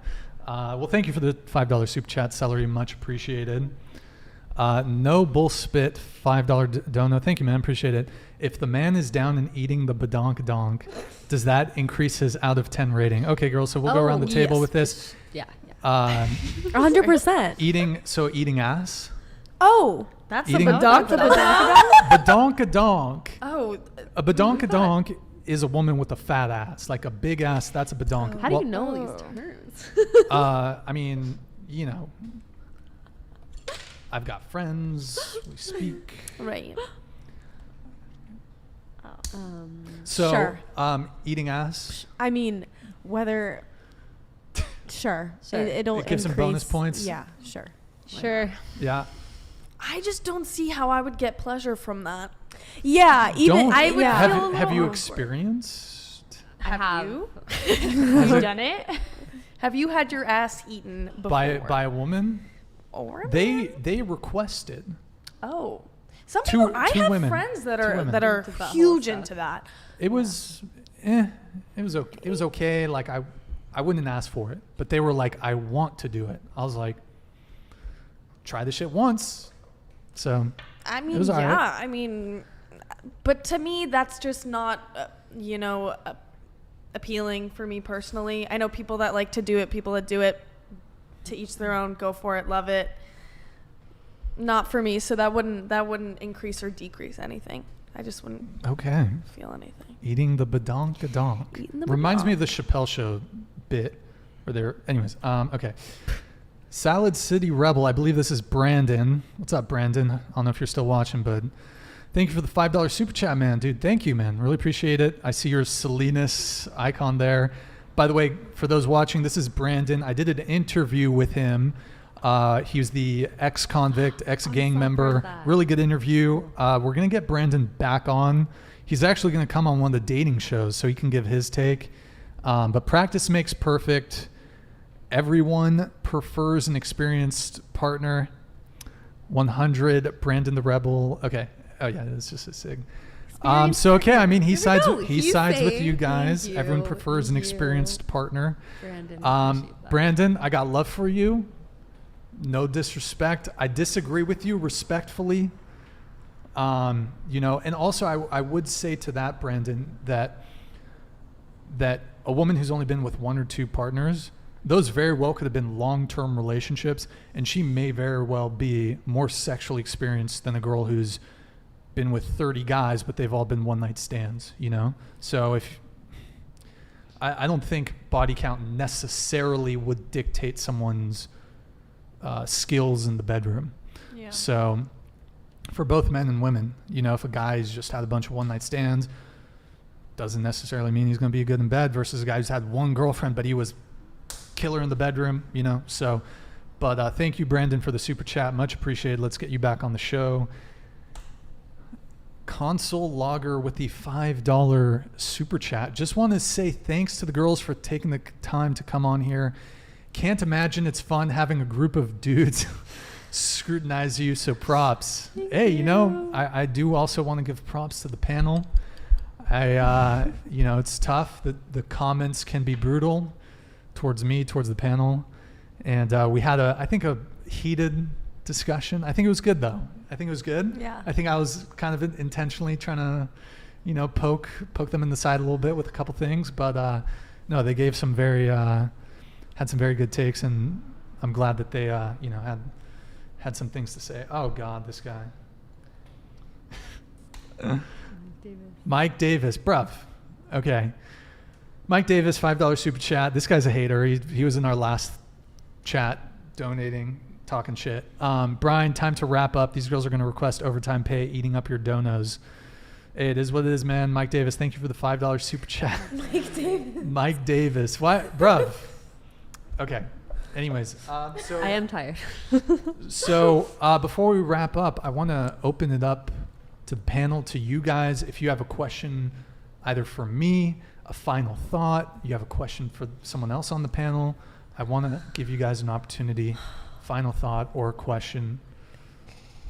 Let's start with over here. Oh, me? Yeah, with you. Well, first of all, I think polygamy is super interesting, and I'd like to hear like your take on how it is like sharing a partner, like knowingly. Like you said, you were dating someone who's also dating like 5 other people. Like, do you ever feel feelings of jealousy or competitiveness when you're in that situation? Yes, I do. Thanks for asking the question. And polyamory is usually the term that I like to use, like rather than polygamy, because it just, it's the open love, open relating, or even just open relating, because polyamory can have a specific like connotation.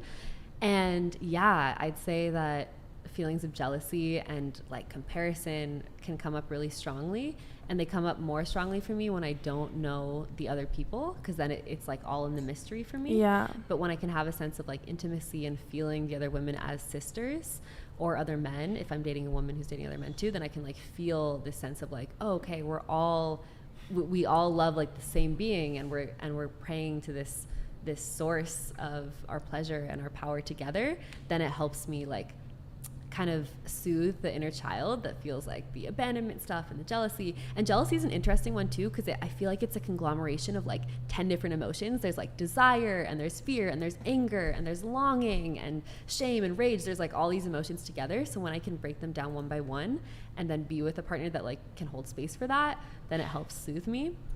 And I'm constantly navigating that too, of how to like feel secure. And when I have that like healthy attachment with someone, then I feel less jealousy, because we're like communicating. Communication is everything. Yeah. Okay. Yeah. Nice. Thanks for sharing. Thank you for asking. I guess Final thought or question. I just want to clarify, because yes, I only have 2 bodies, but you were like, that doesn't make me a player. Not saying I'm a player, but like when I play Just the game. Just admit it. You're a player. Okay. No, wait, go ahead. Go No, ahead. I was just I'm gonna teasing. say, like, I'm you teasing. can talk to a lot of people, but I don't like have sex with all of them. Do you know what I mean? That's why my body count's only 2. And Would like, you say you have high standards? yeah, I have extremely high standards. Just curious, what are your high standards? I don't want to put, why? Like height? Height's a big one for 6, me. what did you, I know we were maybe Like joking 6 about that, but 6 feet and above? Yeah, probably. And then you're, I just want them to have like good morals. Good like morals. as long as Okay. we view things the same way, and even if we don't, as long as we can like talk it out and like understand each other, I feel like that's a key point. Like the last guy I talked to, I didn't have sex with him, but like we still not dated. Like I talked to him, you know, and like how we were saying earlier, he probably has a lot of bodies because he's like more of a high profile person. I feel like body high profile or like person? not like high profile. Blue check? Yeah, he like. Wait, blue check? Like, how much should I say? I mean, don't say his name, but like. No, yeah, I'm not gonna say athlete his name. Yeah, he just got drafted this to past NFL, NBA. NBA. Yeah, and Bruv. Okay. and like Congrats. he Wait, and you turned him down? kind of. I also figured that he was sleeping with a lot of people, and he was only here for like a short period of time. So like. Oh yeah, because UCSB has some like basketball camp or some. It's like P3. There's a training center in Santa Barbara. Okay, but he got Yeah. drafted. Can we say the team? No, Okay. but he was top 10. I was digging. Top 10 draft pick. Yes, but so. Wait, hold on. But so no, don't Internet. expose me. Wait. Internet sleuths. No one. No. Okay, but the What cameras. the fuck, Mike Davis. Okay. you're not getting it with anyone. I have friends who are in the NBA already. Like, I know people who play in there. Mike Davis, you're a hoot. Dude, he's Wait. So okay, you're a guy you were seeing. not like top- seeing. I was like talking to him. Like I wouldn't say we were dating. Okay. But like when we went out like downtown, he would get like free shit and he would just give it Bottle to me. service. Not bottle service, but like they'd just get like free stuff and like clout. I don't know. But yeah. Okay, this is my question. Do you girls NBA player, by the way. do you, Ain't that something? I have friends who are already in it. Like it's not that big a deal. I mean, all right. Go, Well, go my ahead, go question ahead. was, do you guys like also think that dating is only when they take you out on dates? No, but Like you would talk to them and you would classify that as dating? even when someone takes me out on a date, are we even dating? Yeah, like I just went on a date, but I wouldn't He- say I was dating him. Yeah, I wouldn't say I'm dating him. Yeah. for sure. I think it has to be. I'm very keen on it having to be like Clippers? specifically. Is it the Clippers? No. Some guy in the chat says just visited Santa Barbara. And this guy says, I turned down Brad Pitt and Henry Cavill. What? I don't get it. He's saying that just you're saying. your standards. Okay, basically. you guys can believe what you want. I don't know. Wow. Damn. Okay, so wait. So what was the? Well, like earlier when we were talking about like what do you classify as dating, I feel like you have to be talking to them for a certain period of time and then like they actively take you out on dates. Like that's my definition. But I was just wondering what theirs was. Okay. Basketball player, folks. Basketball NBA top 10 draft pick. Wow. You should have jumped on that. Not like in a sexual sense, but like it's tall. What you mentioned you have high standards. What are some more of your Okay, I just like just like morals. Like morals? Okay. I need to talk to them about things and see what their reaction would be, and that would tell me like what type of person they are, you know? Sure. And like I hate small talk. Like I feel like we need to talk about like deeper things Deeper things? like in life. I don't know, that's just me though. Like okay. What's like an example of a deep topic? Like I like asking them like, Astrology? Don't say astrology, please. okay, I am an astrology girl, but I don't do that. I would say like I would ask them what's something that they've carried into their adulthood from their childhood. Like I just want to know those things, you Sure. know? Like Okay. what makes them that type of person. I just want to like get to know the nitty-gritty details. I don't know. Okay. Got it. Okay. I feel Final thought or question? like I'm ready for my time boundaries to be respected and really close up because it feels late. Yeah, we'll close up. We're just And final thoughts. The final thought, yeah, I feel like there's been a lot of like topics we've touched that have felt like challenging and not maybe reaching the depth that we desire. And I just hope we can all in the dating scene in this day and age really remember to come back to our breath and our body and what we're really in search of when we're reaching out to seek a partner. Sammy, final thought Shout or out question? to what's his name? who? Console logger. Yeah, shout out Console to logger. Console Logger. That's all I have to say. That's it. That's Wait, it. can I say something about the astrology thing? I don't think astrology is a red flag. It's like the psychology behind People just hate on the women when they enjoy psychology things. behind the astrology is what makes hold it. Hold on. Wait, repeat that? People just hate on men, especially hate on women for just enjoying things. Yeah, it's like you like the psychology What? behind it. Wait, how men can do astrology too though? So I'm not how does hating astrology have to relate to hating women? The amount of times when I've asked a male his birthday, he's like, ugh, you're not one of those astrology girls, are you? So, that's all I have to say about that. Just last thing, show of hands. Who here is like into astrology? Oh, I think it's fun to read. I don't know too Amazing. much about it, but I think it's cool. You see how far the termites have spread and how Yeah, I don't know a long lot they've about it, but I dined. think it's fun. Okay, we'll leave it there. We'll leave it there. Thank you guys for tuning in tonight. You could have been doing anything else, but you're here with me. I appreciate that. We will be live again Thursday at 7 p.m. Pacific time. Oh, why you guys show? Mike Davis, thank you for the super chat. Oh, last question for the chat. Mike Davis likes to send super chats, but I'm like, he's trolling. Don't show that one. We're not, sorry. I mean, you can show it, but we're wrapping up. Just show it, fine. Okay, one in the chat. Mike Davis is clearly a troll. He just wants to talk shit. Like, what do you guys think in the chat? Like, should I engage with his super chats or not? Let me know. Okay, so, and then thank you, JJ Son, for the Canadian $2. Merci beaucoup. I don't know if you're from the French-speaking part of Canada. We will be live again Thursday at 7 p.m. Want to thank the panel for coming. It was great. Appreciate the debate. But yeah, thank you guys for tuning in, and we will see you next time. Thanks, guys. See ya.